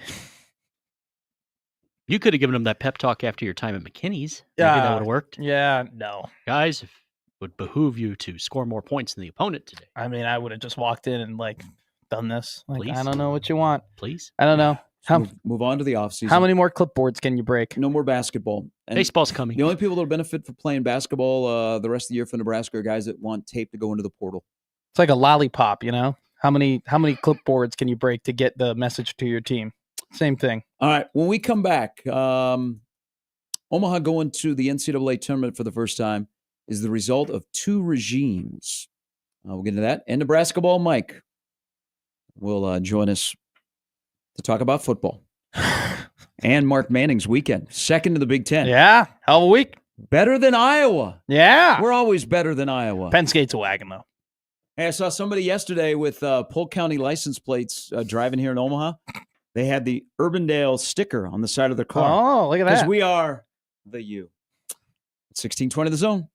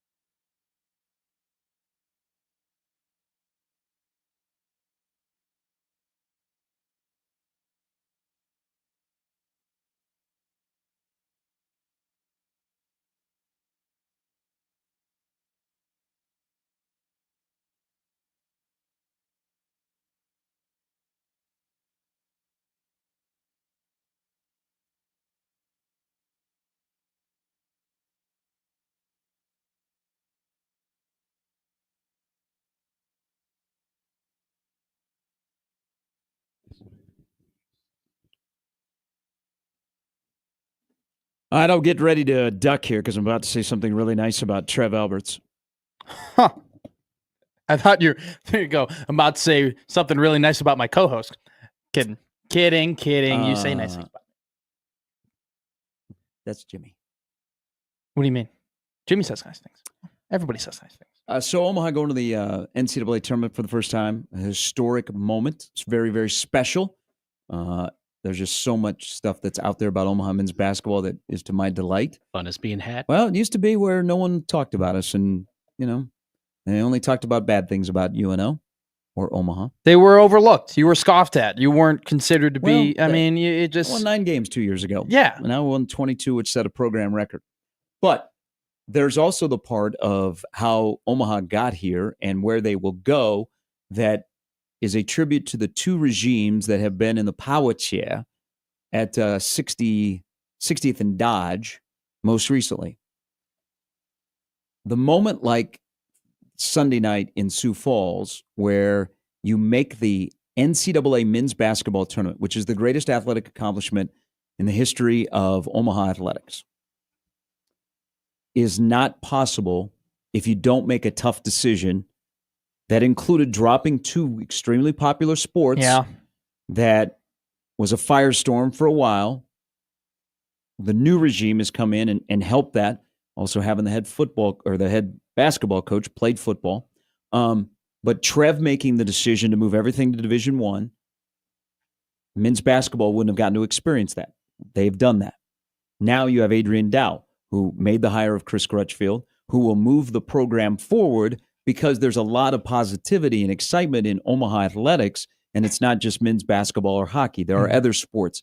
There also will be the part of being successful this year in men's basketball and believing in the head coach. And, if he has opportunities elsewhere, I hope he goes after them. Sure. But this is his alma mater. It means something. I think it's also important to keep this staff together. But because of the success, so taking it to Division I, now taking it from where you are to the next step is, which is fantastic to have a guy like Adrian Dow in charge, because there's going to be some after effects and some benefits to everybody in Omaha athletics with what has happened this season in basketball and what will happen over the next 2 weeks, whether it be the coveted practice facility that everybody wants to get out of Sapp Fieldhouse. So really, it's credit to 2 regimes to make the move to Division I, so you have that opportunity to have that moment, and then to be in the moment and to maximize it so that you can have that moment, and then to have more moments for not only the men's basketball program, but the other sports that have experienced success. So that's all part of this being a special thing, is I saw what Trev tried to do, and I know what Adrian has done and is going to do, that it's pretty cool. It's pretty cool. And the branding of UNO, which I saw Tom Chattel wrote about it this morning in a discussion with Adrian, is making it Omaha. That was so important. And I'm not an alum. My only connection is doing the games, but I've gotten to know everybody. Going from UNO to Omaha, and just Omaha, is huge for that school. And again, it's all part of finally the breakthrough. And now it becomes, what can you do next? Trev laid the foundation, and Adrian went ahead and he built the house, right? And he did, he kind of took the ball and he ran with it. And Trev made some tough decisions, cutting football and moving them to D1. But he got things done. He helped build Baxter, and he helped, propel the hockey program. And he got this athletic department to the point where they can, when he left, they could start building on things and progressing the program forward. Adrian, you have to give him all the credit in the world for taking that ball and putting it in the basket, for lack of a better term. Like, that's what he did. And sometimes we'll see in athletic departments, you'll get one or you'll get the other, right? You'll get an athletic director who comes into an absolute mess, and he's got to throw things around and do a bunch of stuff, and his tenure is hindered by what happened before him. And then sometimes you'll get athletic directors who come in and they do have that foundation set, and they make really bad decisions, and they don't capitalize on the things that were built for them. Omaha has been able to hire 2 athletic directors that, with, you kind of allude to it, complement each other. Trev laid the foundation. Adrian got the job done. It's a good job on both parts. And, to hire Coach Crutchfield, when Adrian Dow got interviewed after the Summit League championship game, I'll never forget him sitting there being like, I can't believe he wasn't hired as a coach anywhere else 10 years ago, 20 years ago. Adrian and I have talked about that. And why I bring up Trev is because Trev quote tweeted when Omaha got to the NCAA tournament officially, and there were some people that were really upset. And full disclosure, Trev and I have been talking this morning via text, and he takes great pride from afar of seeing Omaha athletics do well. And people may scoff at that. I believe that is the case. And he said him and his wife were watching the game on Sunday night. Here, I'll just read you part of this. No, go ahead. He said, watching the game with my wife, and every time we see the Maverick wins, I smile. The memories, friendships we made in Omaha will last a lifetime. So he quote tweeted, and people are like, "Oh, stay away." Well, I mean, it takes some pride in it, and absolutely, and he should. There's a lot of people that worked under Trev that are still season ticket holders that don't work in the athletic department, and I see them at games. So it's really a celebration of everybody to get to this point. Now it'll be, all right, what is the next point to go after? But there will be residual effects from the academic side and the athletic side on what just happened on Sunday night. It wouldn't have been able to happen if you weren't Division I. It wouldn't have been able to happen if you didn't have an athletic director with a basketball mindset and a great messaging in Adrian Dow to get them to the coach and then get them through the process where you lost a key guy in the portal, but you believe that, oh no, we're not in trouble. But you also sent the message that we're going to try and keep that guy. And so people look at your program differently. And now I even think your own conference looks at you differently. Hey, which would be kind of interesting. I'm glad that the conference was disrespecting Omaha and didn't believe in them, because there was I and there were many other people who were able to cash in on that plus 400 to win the Summit League championship tournament. So thank you, Summit League, for doubting the Omaha Mavericks, because it made me a little bit richer. But you're absolutely right. Like, it is a labor of love to go from D2 to D1, and then not only go from, make that transition. Now you got to make the transition from being non-competitive in D1 to being competitive in D1 and to winning a championship. And it's more than just what happened this year. It's all the work that's been put in the past. And I have no problem with people who are no longer in that program having a lot of pride of the previous work that they've done. Oh, it's what it's all about. For me personally, it's been one of the most rewarding things is former coaches, former players, former managers, former staff members, just texting like, congratulations, it's great. It's been a long time coming, and I would say, I've told a couple of coaches, hey, I wish we would have gotten it with you, but thank you very much. And they're like, you know what? I'm excited for the program. I'm excited for you. I'm excited for, the Omaha Mavericks. And I'm the only one that's left. Like, everybody else that's around is 3 years. The lone survivor, Gary Sharp. I'm there for 12 years. There were some lean times. There were also some really, really good times. Yeah. And this is the greatest time of Omaha men's basketball. On that note, let's go back to negativity. Yeah. Let's go back to the exhausting conversation that is Nebraska basketball, and welcome in Nebraska ball, Mike. Hello. Hello. Hey. Mike. Mike. Yesterday in Sioux Falls. What'd you say? Were you hungover yesterday in Sioux Falls? I don't really get hungover. I was just really tired. Okay. Yeah. We did as many shots as Omaha scored points on Sunday. Now, Jeez. I will... She didn't even phase you. That'd been 85 shots. I was about to say. We've all been there. 85 individually? No. I will warn everybody in South Dakota and North Dakota. A sleeping giant just woke up. Oh, in Omaha. When I was going nowhere. You understand that? Yeah. That's always been the belief around the conference is if Omaha breaks through, then they're a real threat. We have 14 to 18,000 people that go to this school down here each year, and it's going to get bigger. I promise you that. I hope so. Look, as far as Nebraska's concerned, they've got stuff they've got to handle. They had 15,000 people there on Saturday, and you could have heard a pin drop in that arena. I was not there. I haven't been there in years. Hard can only get you so far. And this fan base has more heart than most of the players that were on this team. And that's got to be fixed. And I'm not exactly sure how you fix it.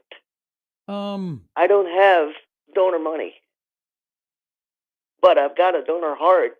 Oh my God! Put that on a T-shirt. Oh. I just don't. Now, as far as commercial I just heard, look, Omaha has been a wrestling city for years and years, decades and decades. Oh, I know where you're going. Walton Arena's only 3,000 people. Yeah? Sell it out. Oh, for AEW. Wednesday, it's not that hard. Show up. Oh. Wrestling is wrestling. Fans are fans. This isn't Vince's money. We can do this. My partner here, Matt, is not a huge AEW fan. No, but he is a diehard WWE fan. I will be there because I gotta go, Mike. I'll be there with you because it's wrestling is wrestling, and you gotta see it. But I don't know. I didn't like what happened Saturday. It wasn't.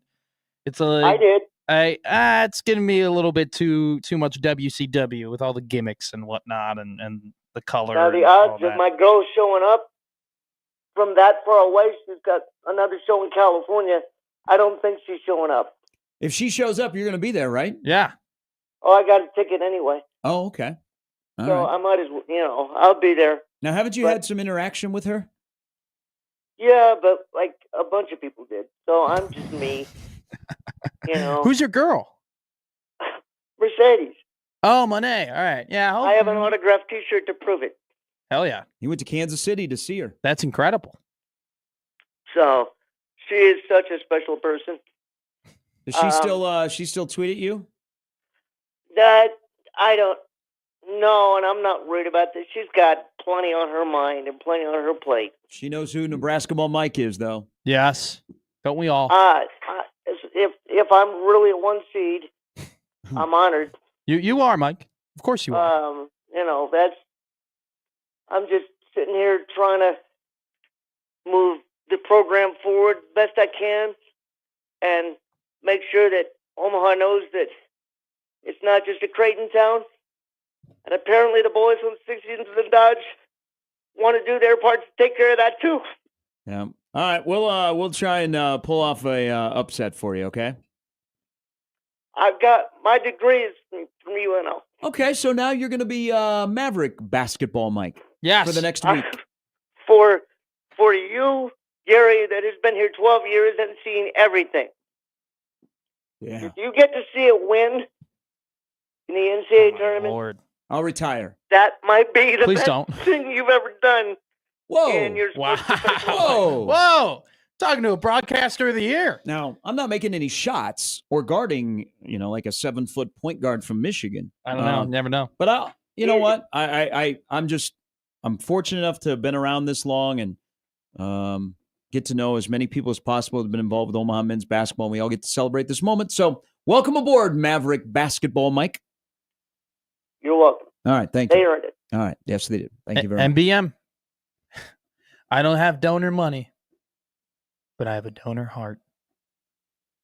Oh, isn't that poetic? That was pretty decent. That's pretty good. You should have come up with that. I'm telling you right now. I mean, isn't that everything? How many people do we know that if I had money, I would try and make sure we got a quarterback. I would try and make sure we say that have every wide night receiver. at home and what would pay off. I would try and make sure that we have a decent enough point guard that can get our offense in rhythm and not make it look like we're doing stop and go in the most important games of the season. But don't you have to make them attractive to you? Like, yes, isn't it like illegal, dating. Isn't it illegal just to pay somebody to like you? That's called prostitution. Why isn't that the same in college athletics? No, you're absolutely right. And we talked about it earlier in the show when I was talking about why it was so important to make the NCAA tournament this year, because you got to give them a reason. You got to make them believe. It is unfair to just expect someone to give you $1 million extra every year so you can go and get more talent. And frankly, there are other teams and other coaches who are in their first year who haven't had the time to build the culture or build anything like Fred Hoiberg, who are making the tournament. And when you look at what's going around across the country, you start to think a little bit, is my money wasted giving it to this program under this coach?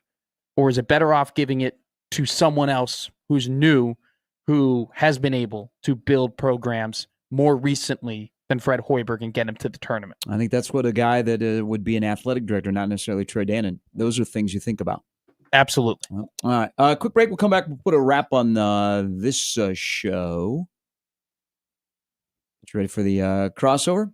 I see Connor's going to Madison Square Garden. He is. Is he? Good for him. Connor goes everywhere. Connor goes to MSG. Goes to He made it to Chicago, Denver goes to Vegas, here in 3 hours a couple of years ago. Goes get Kansas City for lunch. You can make it from Omaha to Sioux Falls in about 2:10. Yeah. Once you hit that border, 80, which it should be. In South Dakota and North Dakota, when you're driving on 29, the faster the better. It should be 80. That should be the speed limit. The Mac and Biggs World Tour almost found its way to Sioux Falls, but unfortunately we couldn't put it together. It was sad. What happened? Just the scheduling. If you guys had played on Friday, we would have done it, but you played on while Saturday. you were gone, this one judged me and Connor for being on the Oklahoma Joe's email. Excuse me, Joe's Kansas City. Joe's KC they're on a barbecue restaurant email list. I was like, I've never heard anything more fat in my entire life. There are a lot of us. And once he has it, he'll be on it too. Very fat person. Fat activity. Is that with a P or an F? PHAT. Very Matt, spelled with a P on 1620 The Zone.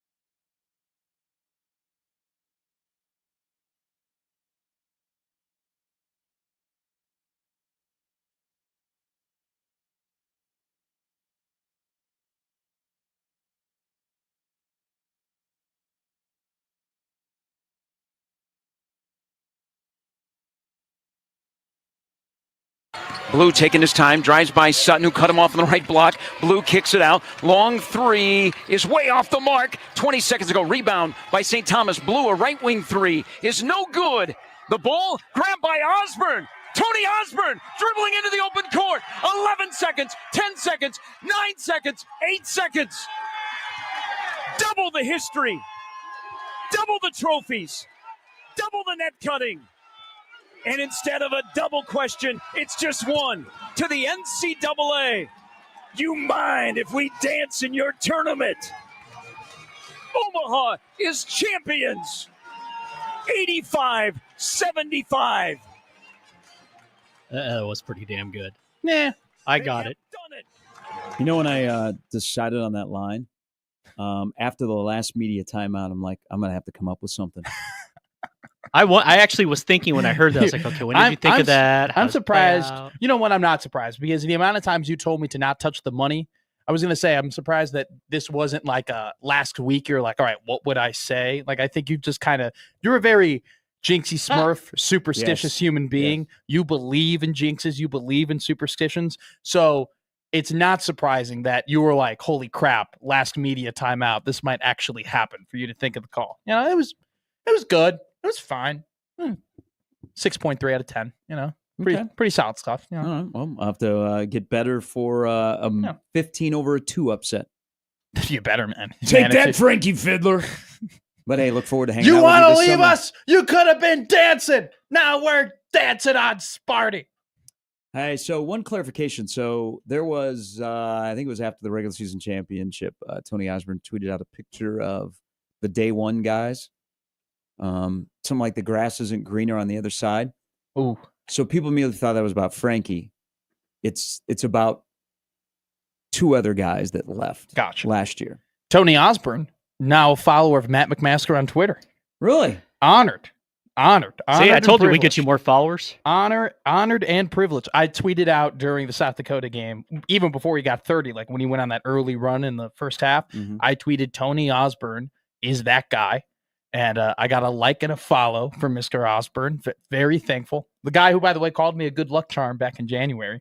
And then JJ White. Subtle, but. JJ White gave me a like, not a follow. Didn't get the follow from JJ. So in terms of the Infinity Stones of Omaha Mavericks following me on Twitter, only got one so far. I don't know if I'm going to be able to pick up Sutton or Josh Strider, Deshaun Glover. I didn't call you McMavster for nothing. Matt McMavsker. I like this. Mavsker. I am a Skur. I know. Always a Skur. I know. I'm just thinking of the T-shirt possibilities. I'm more of a Mavsker than I am a J Skur. All right. By the way, you can not getting sucked into that. There isn't a clip of me standing up and clapping very loudly at a Jays game, but there is one of me at a Omaha game. Go Mavs. It's really awkward because he was media and sitting in the scorer's table. But. Hey. Omaha is Switzerland. Yeah. They're like the non-colored gang. They're not red. They're not blue. But everybody can come together. Statement. They're us. Who's Italy? I think we all know the answer. Not going to go there? I know. We could. I'm just listening to the show. Not going to go there. They might shut down my ex. Again? They might shut down this show. They don't follow me, though. So hey, before we go, Jacob Bigelow furiously making a run for 50%. So the Bigs Army is in full force across America. Hey, you're welcome. You're welcome. When you get Nebraska. When you get the endorsement of the Gary and Matt show, things matter. Things change. Mm-hmm. I did not realize there's a beef between these two. I don't think there's a beef. I just think Bigelow wants to win. You think it's a one-sided beef? That the other side doesn't know you're beefing with them, but they have a one-sided beef? Oh, my God. First off, you're talking to the king of one-sided beefs. Secondly, probably. I don't know if Mitch Sherman necessarily... Once again, I think Bigelow just wants to win. I don't know if there's a beef, but I think Mitch just looks at a Twitter poll and is like, oh, I'm losing. Bigelow is like sending out the cavalry and the army to win. It is. It's a grassroots campaign. I give him a lot of credit. He texted me. He goes, he is forcing the people at the place that he works at, like to vote, and he stands behind him while they're in their cubicle. I even voted for my own Twitter, and I never. He told me, he goes, if it wasn't for this stupid severe bracket, I would be on a social media cleanse. Oh, I don't think it's stupid. But he's not because he's got to win. The guy What's the, just win, baby. What's the updated there? 54-46 is what you Yeah. said? Oh no, it's 52 to 48 now. Here we go. We can do that. We can do this. He was down 79 to 21. I'm going to create so many damn burners this afternoon on the couch. Here's the thing. What we do have to kind of avoid here Call me Kevin is Durant. Jacob Bigelow and John Walker are actually very close friends. And if we continue to push them, I'm afraid that this might create a tiff between the two. Why? If they have to go against each other in the the bracket. Harbaughs once coached each other in a Super Bowl. Yeah, it's I mean, I'm They're not their brothers. I'm not their parent bringing them to DJ's dugout at the table to make up. You never know what can happen. These severe bracket tournaments, they get tough, man. It's a dog-eat-dog world out there. Next thing you know, Kent Pavelka wins, which happened in the media one. They went, "Oh, Kent! Oh, hey, Kent! Hey, Kent!" Yeah, I'm a first round exit. By the way, I'd not listened to Kent and Jake in a while, and I was in the car in Sioux Falls. Damn, I thought Bishop hated officials. Man, on that game in the Juwan Gary foul where he got hauled down was a bad call. Yeah. Kent and Jake just went nuts on Doug Sermons, and I'm like, wow. You should have heard. I was listening. Horrible call. That's terrible. Oh, you don't expect that in a game like this. And I'm like laughing. I'm like, all right, KP. I listened to John Bishop's call of the Butler Creighton game. Very, very nice call. John's a very good announcer. But when Mason Miller made his 6th-3 of the year, you would have thought you were in Utah in 1998. I mean, it was. Where's Rick Majerus? There's no push off. That I was thinking Majerus as well. He did love him some Riverwalk and the food. Rest in peace. I see. That's why I want like Johnny Bish to call a Big East tournament championship. Oh my God! They will. He won't come back. Yeah. Like there's somebody will kill him there. Yeah. They'll be like, no. Probably especially- Dan Hurley. hey, especially if it was against St. John's. Oh my God! In the garden. In the garden. In the garden. I'm so sick and tired of I liked the Johnnies and Rick Pitino before they went on Jimmy Fallon. Now now they've just gotten too much media attention. It was the same thing with that one golfer, that Mike whatever dude Tiger who Woods? came like in 10th in the U.S. Open, Oh. and then like he tried really accentuating his 15 minutes of fame, and you're like, I'm not a big fan. Kind of the same vibe here. But Patino wears the white suit. I like his suit wearing. I don't like the fact that they're doing sea shanty on Jimmy Fallon before they really have won anything other than a regular season title. And I'm talking about the team, not Pitino. Pitino's won plenty. I think the Big East wants St. John's UConn. Watch the officiating. I think more And than then watch anything, the Bishop. Big East wants Xavier to make a run so they can get 5 teams. Into I do the like their tournament. chances. They look I good. do They're like playing their some of the chances. best basketball in the country right now. By By the way, Creighton plus 390. so that's I saw they were 370 on FanDuel last night. UCLA 2 seed in the Big Ten tournament plus 700. If you want a little value, Okay. not bad. Not bad value there. All right. Or Illinois. All right. We'll do all this tomorrow at 6. The crossover is coming up next on 1620 The Zone.